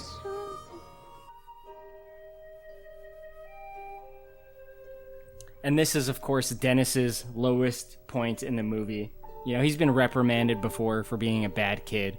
But I think he feels that, like, Mr. Wilson is, like, maybe, like, his best friend. I know he says another kid is his best friend, but I think the movie kind of tells us otherwise. Like, he is very attached to Mr. Wilson. Like this is, like, good old Uncle Wilson, you know? This guy's like... Dude, when his parents leave, he goes up to Mr. Wilson. It's super heartfelt moment, and he goes, Mr. Wilson, the only reason I'm not crying right now is because with my parents gone, the only other person I'd want to be with is you. It's like, holy shit. That was... Dennis the Menace getting deep. You imagine a kid saying that to you? Like, even if it's a neighbor kid or whatever, it's like, damn, kid, you're fam. Let's go. Mr. Wilson's response is sarcastic and dry.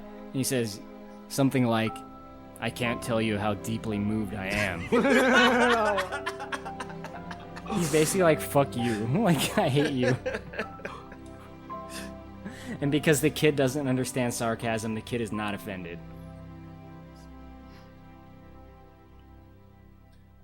But review dude Josh, let's talk about Dennis the Menace's lowest point, where he runs away. You know, he gets on his little trike. Riding his trike into the darkness, just runs right into Switchblade Sam, who tells Dennis he's going to take him as his hostage, and Dennis is just super fucking stoked about it. Dennis has gotten over his trauma. Like, this is like a new thing, you know? It's like, all right, I was pretty sad, but this seems kind of fun. All right, I'm on board with this, whatever this is. That was one of the things I kind of remembered, one of the few things I remembered about this movie, and I thought it would be more about it, the whole Dennis with Switchblade Sam. That's like 30 minutes of the movie. I was kind of expecting more of a road trip movie with them. It's not even 30 minutes, is it? Yeah, it's like kind of right at the end. I think we get like a good 12 minutes with the two of them together. I remember that being like a bigger part in my head growing up for some reason, but yeah. I guess I was just so traumatized by Christopher Lloyd trying to eat beans. Yeah, let's get into that, Brother Josh. Maybe you can kind of tell us about what happens with these two characters when they finally meet, right? It's almost like the movie's been building up to this. Like the movie has been setting up these two in the same place, and here we are.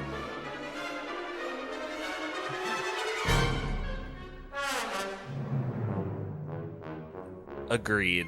But I don't like what Review Dude is implying, because it's basically my dad's chili recipe, what you see on screen in this well, movie. I'm not saying it's It's when Christopher Lloyd is eating it, the way he looks, that's traumatizing. Okay. Seems like you're being pretty belittling towards my family, but it's okay. It's okay. Yeah, I feel like it's a pretty brief hostage scene, but Dennis the Menace just home alones the hell out of Christopher Lloyd, makes a mess out of him, makes him trip over himself, makes him stab himself, almost drowns him. Gets in his head, makes him tie himself up. Makes him consider his humanity, makes himself see from a different perspective. Like, it gets deep with these guys. Scary at night. I'm sure glad I ran into a grown-up. It's gonna work out real nice. You can be my hostage. Cool. I can only be your hostage till tomorrow. I have church in the morning. You ain't going to church. You and me catching the midnight train out of here. Really? We better stop at Miles first. So I have to tell my mom and dad or else they'll worry. And I have to get clean underwear and my camera. And I have to tell my parents to feed my fish, some sunblock and vitamins and stuff to play with on the train so I don't get bored. Put a cork in it. You're giving me a headache. I don't have a cork. Shut your mouth. I can't because my nose is stuffed because of my allergies. If I shut my mouth, I can't breathe good. And keep your mouth open, but don't talk. Put the cork when you put a cork in it. Didn't I ask you to shut your yap? What's a yap? It's your mouth. I can't shut my mouth because my nose is stuffy. Shut up!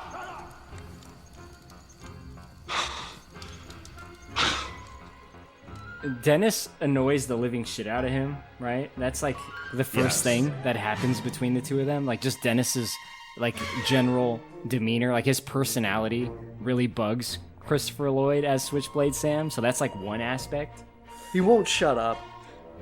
And then it starts to get to like the old like Dennis the Menace shenanigans, like accidentally bonking him on the head, like accidentally tossing a hot coal into his trousers. Excuse and Christopher Lloyd absolutely sells all of these moments, right? When the coal goes down his backside or whatever, and he just takes a solid second, like, oh, yeah, great shit. You forget how physical of an actor Christopher Lloyd was, you know, during peak Christopher Lloyd times until you see it, and it's wonderful to see. It truly is. He's firing on all cylinders, I think. One of my favorite parts about this is pretty subtle.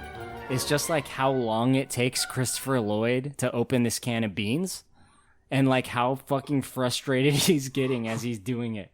And this is like a giant Costco-sized can of beans. Like this is like the biggest can of beans ever. And he's just like trying to fucking cut it open with his switchblade and it's like pissing him off because he can't quite do it. And you got Dennis in his ear and he's getting more and more mad. I absolutely love it. Like, I know we've said the words Home Alone probably like 10 or 12 times already, but this beat of like a really good actor like Christopher Lloyd or Joe Pesci getting, I don't know, like burned by a small child, by a small blonde child in particular. Yeah, right.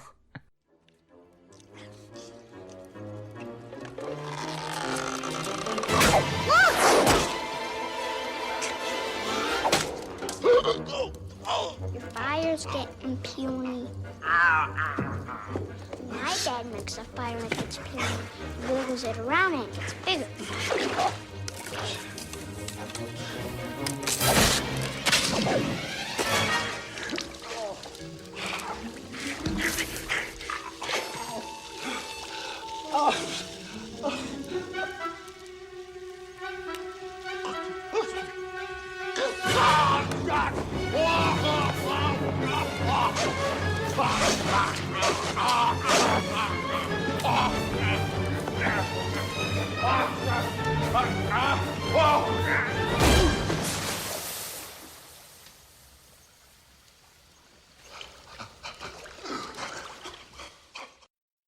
This stretch of the movie, like Christopher Lloyd goes on a ride with Dennis the Menace that is really reminiscent of like what we used to call the funny parts of Home Alone. Or I just called it the traps, you know? The traps, he gets waterboarded by the CIA during this section of the movie, practically. For Home Alone specifically, sometimes I would just skip to the traps. The traps. You call it the traps. I love that. I would fast forward the movie sometimes to like at the very end of Kevin being in the church with the old like snow shoveler guy. Because after he leaves the church, it starts playing that song, you know? It's on. Yeah.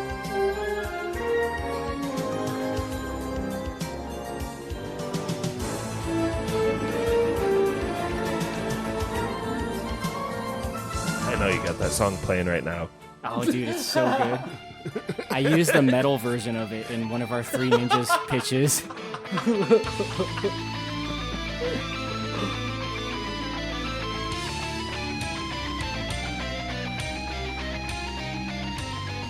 I think it's actually called Setting Up the Traps by John Williams. Really? Or it's something like that, like arranging the traps or something like that. I like to imagine like every little region of America had like a different little idiom or lingo for like that section of that movie, which is awesome. And this movie really tries to like do that part here, right? It's like the kid against the villain. And like the villain is like such a villain. Like there's no like redeeming quality. There's no gray area. There's no I kind of see where he's coming from. He's not misunderstood. No. He's a goddamn diddler. This is a villain of like a certain genre or maybe even of a bygone era, right? It's just like the personification of a bad guy in the context of this town. This is this town's worst nightmare. He's an orc. Yeah, he's very storybook villain. Like he looks like a children's drawing. Like how comical, like evil he looks. You know, like the juxtaposition of this bright, colorful town, and he's just in these browns and blacks and grays and shit. Josh, what would you do if you saw this guy like walking in your street, like this exact guy, but you didn't recognize him as the actor Christopher Lloyd? Because I feel like your town is kind of like this town. Whoa. I'll say, hey, let's make this a little bit smaller. If I saw a guy walking down the street when I'm just like driving to South Bend or in Elkhart or something, that's fine. They're doing their business. But if I saw a guy like in my neighborhood, maybe he's watching some teenagers on swings. He's like at the park. Yeah, he's at the park, and he throws his trench coat over one of their purses. At that point, I'm calling the police officers, which is what happens in this movie. And Chris Hansen. The cops come pretty quick in this scene that I'm talking about, and I appreciated that. It's like, yeah, this dude sticks out, and it needs to be addressed. Right? He is up to no good. He's farting something fierce, and it's a problem. He is not blending in. So let me ask you even further. Because I kind of want to go into this more. Okay, This guy, you know how he walks. He walks with a pep in his step. He does a slight dance. He's walking up to your door, and you see him coming up. You're looking out the window, and you see him coming up. Do you tell your kids to go to their rooms?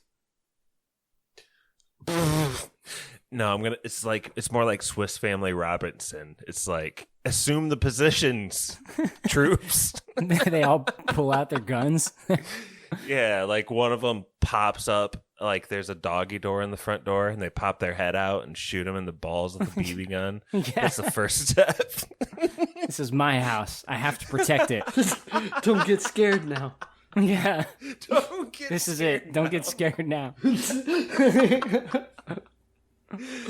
Oh, man. Like, I think, to be honest, though, this kind of person actually existing in some sort of ephemeral way in the real world is like why we tell our kids, like, hey, if I'm in the shower, don't just answer the door to anyone that comes up. It needs to be like your grandma or grandpa or come get me.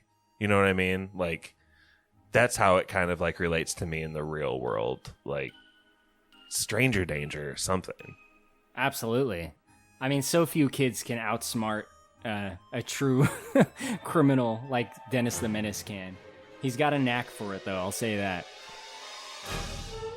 It's just kind of funny how things escalate here. Like, it's funny in concept.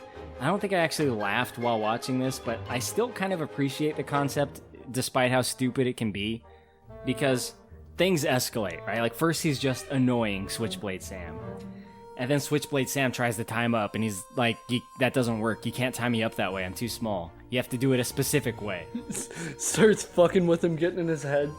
He's like, how do you do it? He's like, okay, I'll tie you up. And then he like ties him up and he handcuffs him. He's like, okay, now let me loose. And Dennis is like, sure, I'll let you loose. But he drops the key in the beans. He pretends to drop the key in the beans. Oh, he's a mastermind. This is all masterminded by Dennis. He's like the Joker. He tortures him like the Joker. I mean, it's just one thing after the other. I mean, like, he force feeds him beans like the glutton in the movie Seven, right? Oh my god! Kicks him in the stomach. And that's just part of his torture. He puts a flaming blanket on him to warm him up. Dennis has got the upper hand now. Brett would love that. If only Brett listened to this podcast. That is Brett's like favorite movie quotes.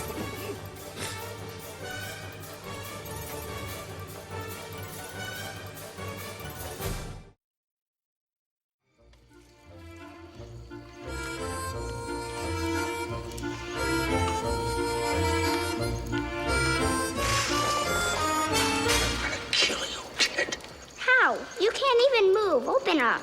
I ain't hungry. It's the only way we're gonna get the key. You can't waste food. Plus, you have to eat your dinner. Come on. Come on. Come on. Come on.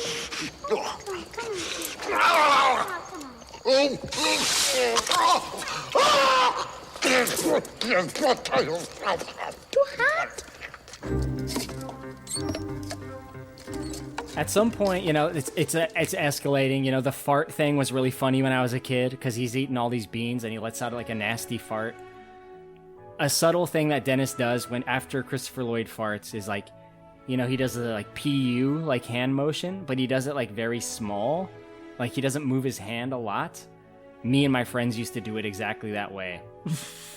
And to go even earlier, when Dennis is in the garage with the vacuum and he starts like sucking at his own face, and then he looks at the vacuum hose like horrified and angry, we used to do that look. Like me and my cousin would do that look intentionally to try to channel Dennis. So like things like that we would adopt from this movie. It looks like the face that you'd give a can of spray paint after you took a big huff. Like Charlie from Always Sunny. That is 100% pure gasoline.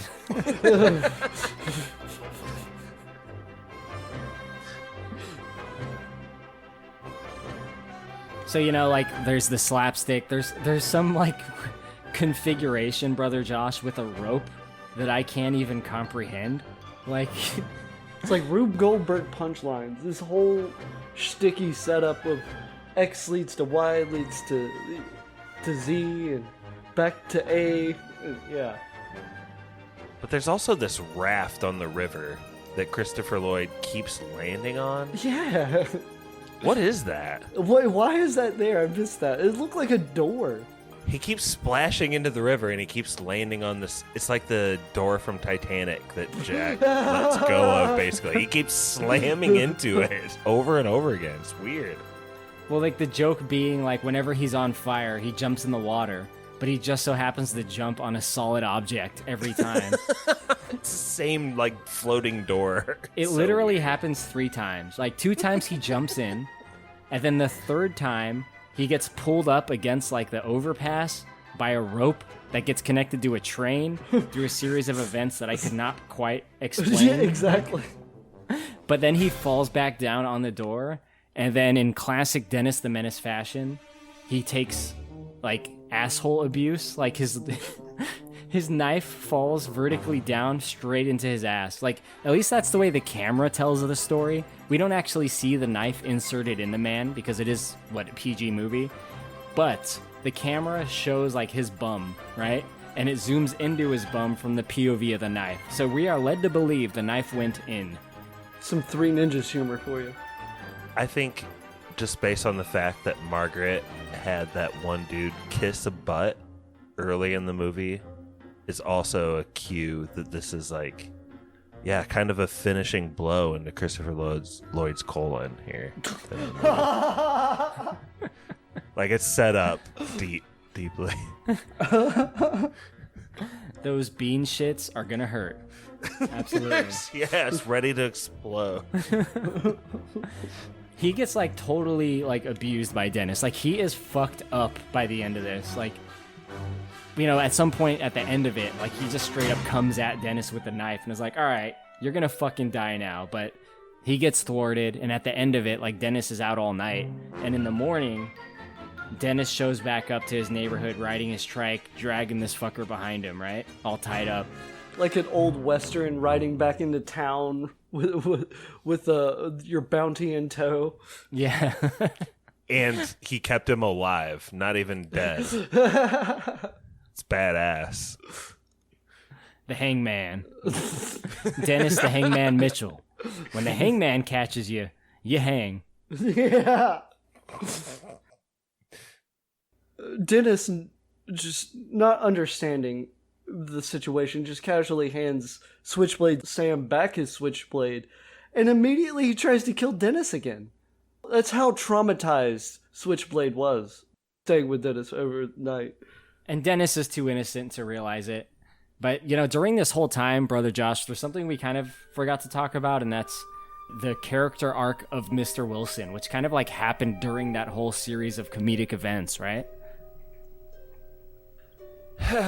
Yeah, I guess. And, like, he shows up at a park, calls his name. That's about it. Everyone knows, like, Mr. Wilson, the character from the comics and the cartoon, for comedic reasons, the zone that he lives in that's best is when he's grumpy. It's when he's nonplussed at the shenanigans. It's when he's pissed, you know? But it's a movie, so we need to have some arcs. And so, like, when Christopher Lloyd has, quote, Dennis hostage, Walter Matthau is, like, walking around the streets looking for him overnight. And it's kind of a striking image, and it kind of made me feel some feels. He, like, goes to the local playground looking for him. It's all dark. No one's there. He's, like, wandering around these streets, and he's still, like, dressed up to the nines from his, like, orchid party earlier. So it's almost like, I do wish if there was, like, one scene that was like a Wes Anderson scene that could be, like, that moody. It'd be like Walter Matthau walking around this, like, subdivision at night, lit up by the street lanterns, wearing, like, a loosened suit and tie. You know what I mean? Okay. See, I was thinking, like, more dark. I was thinking, like, you know, this movie could be like this criminal does catch Dennis and does actually kill him, and Walter Matthau finds Dennis and he finds his body, and he, like, has, like, a sad, like, walk back to his house, like, carrying Dennis's body, and, like, that's his character arc. Like, you know, he had to learn a hard lesson, but he learned that, like, you know, maybe he shouldn't be such a grumpy old piece of shit. Such a grumpy grouch. Maybe yours is better, though. Josh, let's go with that one. No, both great moods. Both good vibes, for sure. Both vibes. Let's kill the kid. There's another time I had vibes here at the end, Kylo. It's when Dennis comes back triumphant and Mr. Wilson is like proud of him and everything. But I thought there's like a pretty cool image of like all the neighborhood kids like wanting to tap Dennis on the head. Like, we're glad you're safe and we're glad you're back sort of idea. I don't know. It's a little cheesy for sure. And maybe I'm looking too much into it, or maybe it's just a nostalgia thing. But did you guys feel anything during this like final scene at all? Dude, it reminded me of like when it was Zack Snyder's movies where like everyone is reaching out to touch Superman. I don't remember which one that is. Maybe Batman v Superman or Justice League. But I kept thinking about that. I was like, did Zack Snyder borrow this shot from fucking Dennis the Menace? I will say, Walter Matthau absolutely sells that arc. Even before Dennis shows up into frame, he's like waiting around on his porch, thinks he hears the noise, leaning back out, and then he starts to slowly hear the goddamn obnoxious clanking of Dennis's fucking trike. That heartwarming smile comes over his face. Walter Matthau absolutely sells Mr. Wilson's arc. It is heartwarming. Well, Review Dude, do you think he stayed open to the idea of Dennis hanging around after he got a flaming marshmallow tossed at his forehead? No.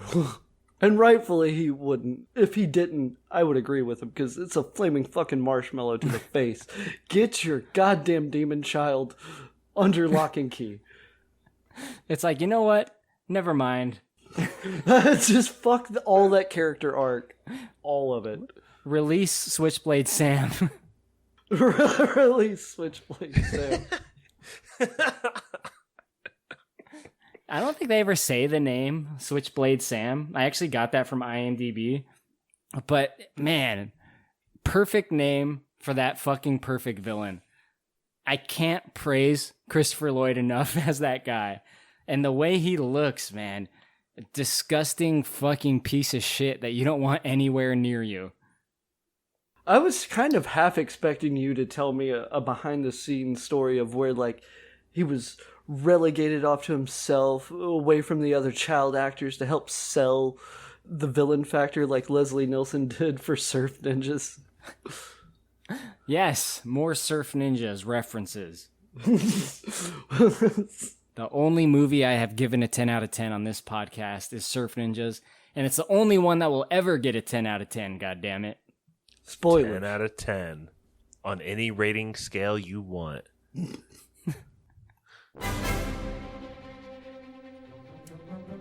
So the day is saved. You know, the movie ends. There's a little bit of like credits footage where Dennis is like at his mom's work causing chaos for like the woman that hates families. Right, Josh? Yeah. She hates family, Josh. She's just a corporate woman trying to make her way in the world.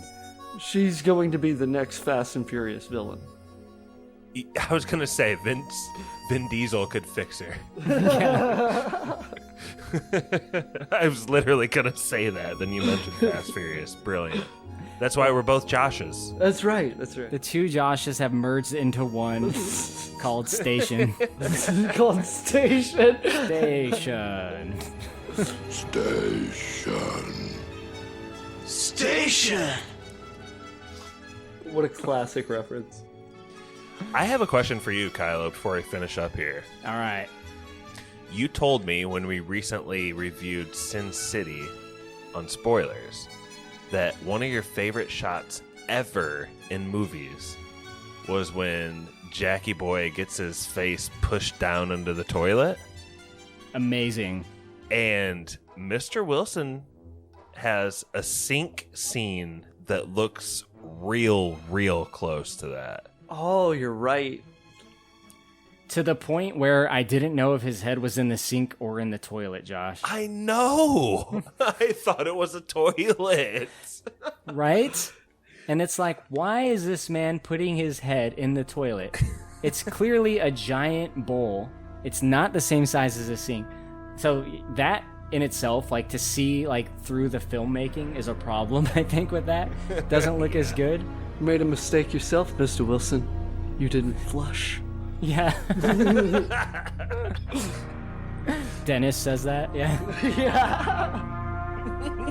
Just shoves Walter Matthau's head into a fucking piss-filled toilet. Dennis jumps out the window and Mrs. Wilson is like, "Stop!" I think she says stop. I can't hear her over the neighborhood kids screaming. It was actually, he's a grumpy old dickhead. He's a grumpy old dickhead. You fool. You damned fool.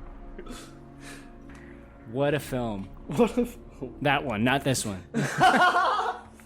But like Sin City, there's also a lot of sex references in Dennis the Menace. Are there? Can you remind me? Early on in the movie, the kids are talking incessantly about where babies come from. It goes on for a while. Through the belly button. Buzz, the boyfriend of the babysitter, he's reading a book and he says, some trains are important, especially small mail trains. I didn't catch that. God damn him. Yeah. Dennis is reading a Peep Show magazine. That's right. Thing later. I feel like there's some I'm missing. Where did he get that? Who gave it to him? This is the big one. Dennis says that something like, "Oh, my dad can whistle. It's kind of like this noise that he makes on Sunday mornings when both my parents take their shirts off and wrestle with each other." Oh my God, you're right. See, that's the problem I had. I couldn't understand a lot of these child actors because they thought that... I had the CCs on, bro. Okay. Do you know what I'm talking about, though, Korey? He's like, yeah, my parents fuck on Sunday mornings. Yes. And for some reason, he says that makes him grumpy or something like that. But I think what he's trying to communicate is like, they don't want him anywhere near that fucking bedroom, like, at that time. His mom's Leah Thompson, by the way. His mom is a fucking smoke show. Yes. The dad, an actor from something else, he kind of looked vaguely familiar. He's Mr. Leah Thompson is out of my league. Then again, she did fuck a duck. Although she has yet to screw a kangaroo or finger bang an orangutan, as far as I know. Jeez. Look, Howard the Duck is going to absolutely be the next blockbuster. George Lucas he's the man. Well, the duck should have boobs. I think the duck should have teddies. Yeah. Let's get into ratings. I'm going to go to Brother Josh first. On any rating scale you want, what are you going to give the 1993 adaptation of Dennis the Menace? I gotta come clean here. You always say this is any rating scale you want, but I feel like there's a lot of pressure for it to be out of 10, something out of 10. Maybe you can tackle that issue in a future episode, but I will give this movie probably like a sincere 7 GD garden lanterns out of 10 GD garden lanterns. You got that too? The GD. Yeah. GD? Yeah, they're just like a really cool type of garden lantern that I'm probably going to look for at Lowe's next weekend. Do you guys have any GD garden lanterns? Oh yeah, aisle 52. Yeah. Sweet. I legitimately laughed. I think like the ending of this movie with just like Walter Matthau with a flaming marshmallow plastered to his head is a little cool synopsis. It's like, this is what the movie is. And Walter Matthau. Walter Matthau fucking carries this movie so hard. Nothing against any of the other actors or actresses, including Dennis himself. What's his name? Korey? Mason Gamble. Yeah, Mason Gamble, you did all right. You were just a kid. You did great. But Mr. Wilson is what makes this movie just delicious to watch. It's kiddish. It's immature. It's honestly like a little lame. It's not a mind blower, but you're going to have fun with it. Maybe watch it with a kid for a bonus point. Thank you very much, Brother Josh. I'm going to go next. I'm going to give this one 6.5 out of 10 Peep Show magazines. But before I talk about the movie, I just want to say something that is... People that know me, like my family, like know that I like to bring this up.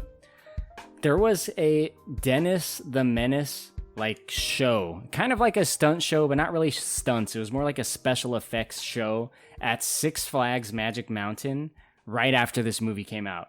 So it must have been like in 94 or something.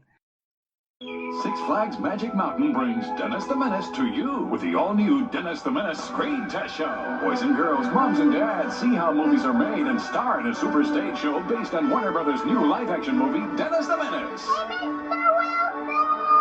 It's lights, camera, action. Go behind the scenes as Six Flags brings you the magic of movie making. So come on, it's free with your Six Flags admission. Things will get messy at the Dennis the Menace Screen Test Show, now at Six Flags Magic Mountain. And I went there with my family, my mom, cousins. My cousin Shane was closest to my age. A stunt show? It was more like a special effects kind of show. Like watch an old man get shot in the chode with a golf ball? There was stuff like that, yeah. Like they kind of showed like how movie magic works. Like I got called on stage before the show began. Like there was like the hype man, right? And he did like the pre-show. And he called up some kids on stage and he gave me what looked like a real like toilet, like a porcelain toilet. But it was like super lightweight.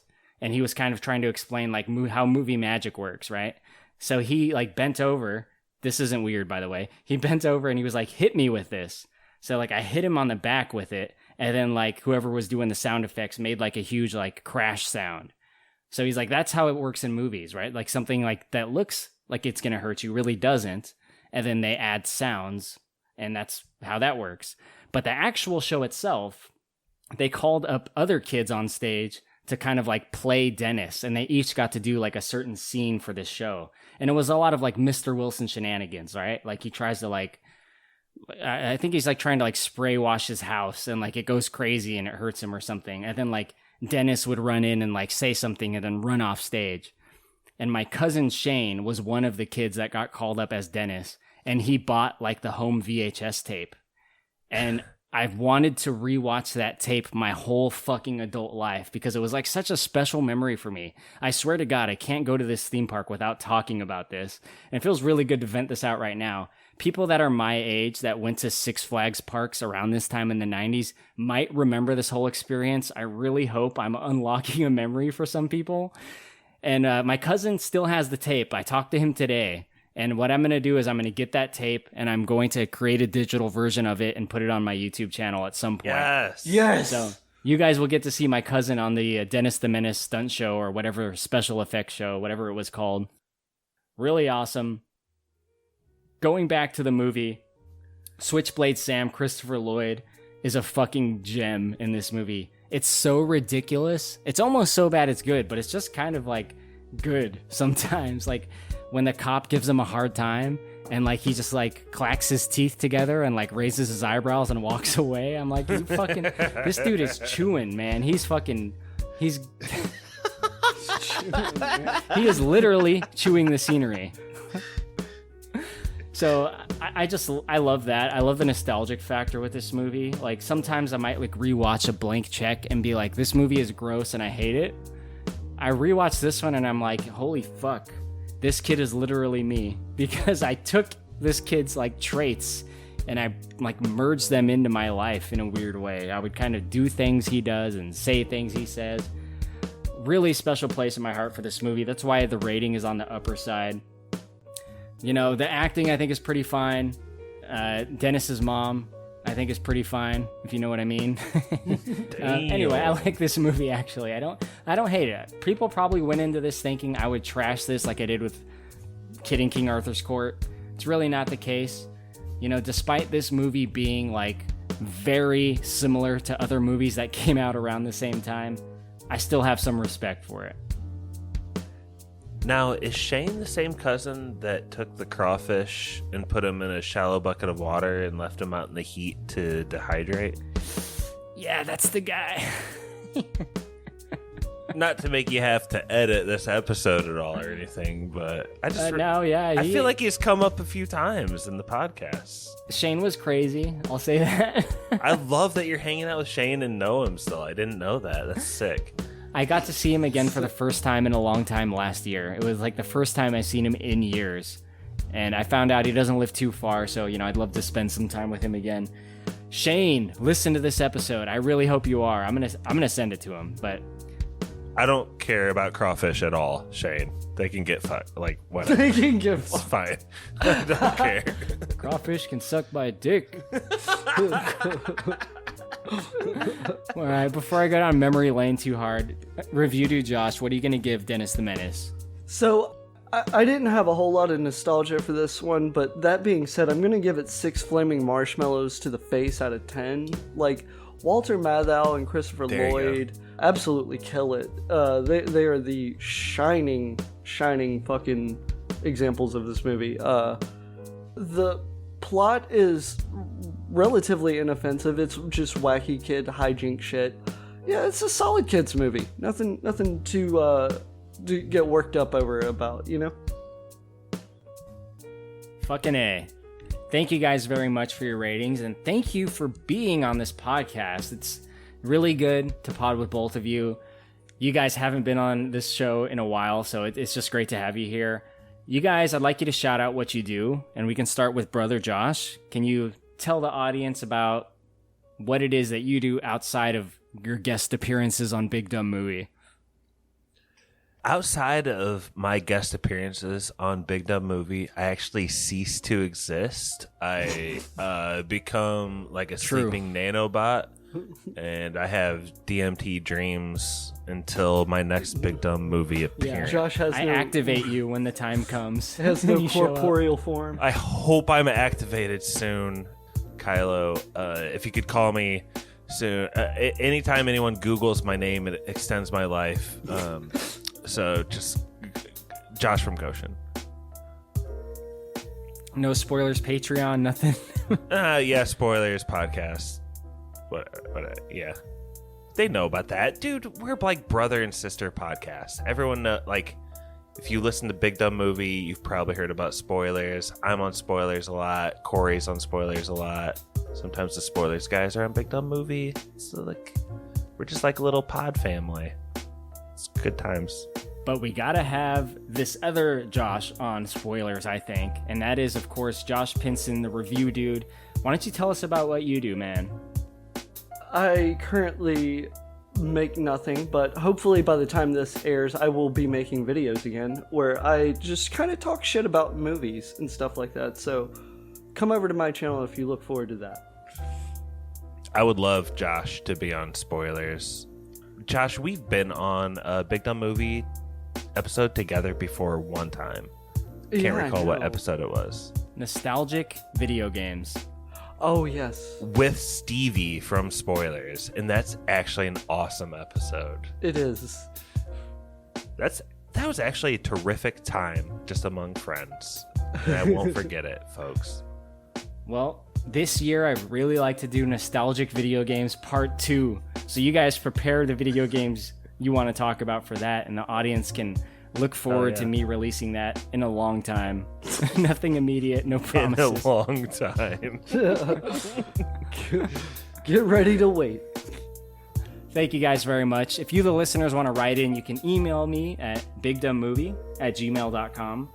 But the best and biggest thing you can do for this podcast is to leave a positive rating and written review on Apple Podcasts. So you may or may not listen to us on Apple Podcasts, but surely you know someone that has an iPhone. Pull up Big Dumb Movie on Apple Podcasts, leave a 5-star rating, and type a little short review. It can just be like, I like this, or it can be the word good. It doesn't have to be in depth, but it helps us a lot. We also post our episodes on YouTube, which usually don't have as many clips because YouTube is really coming down on me lately for adding clips. But if you could just go there and give it a thumbs up, leave us a comment. If you want to interact with us for any given episode, the best way is probably to leave a comment on YouTube because I check those most regularly compared to other areas. But yeah, let us know what you think about stuff. Let us know what you'd like us to do. Let us know what cartoons we should have talked about but didn't that have banger intro songs. One that came to me a little late in the game is DuckTales. Oh yeah, DuckTales has got a fucking banger intro. That's about all I got. Thank you guys for listening. Appreciate it. We love you. And good night.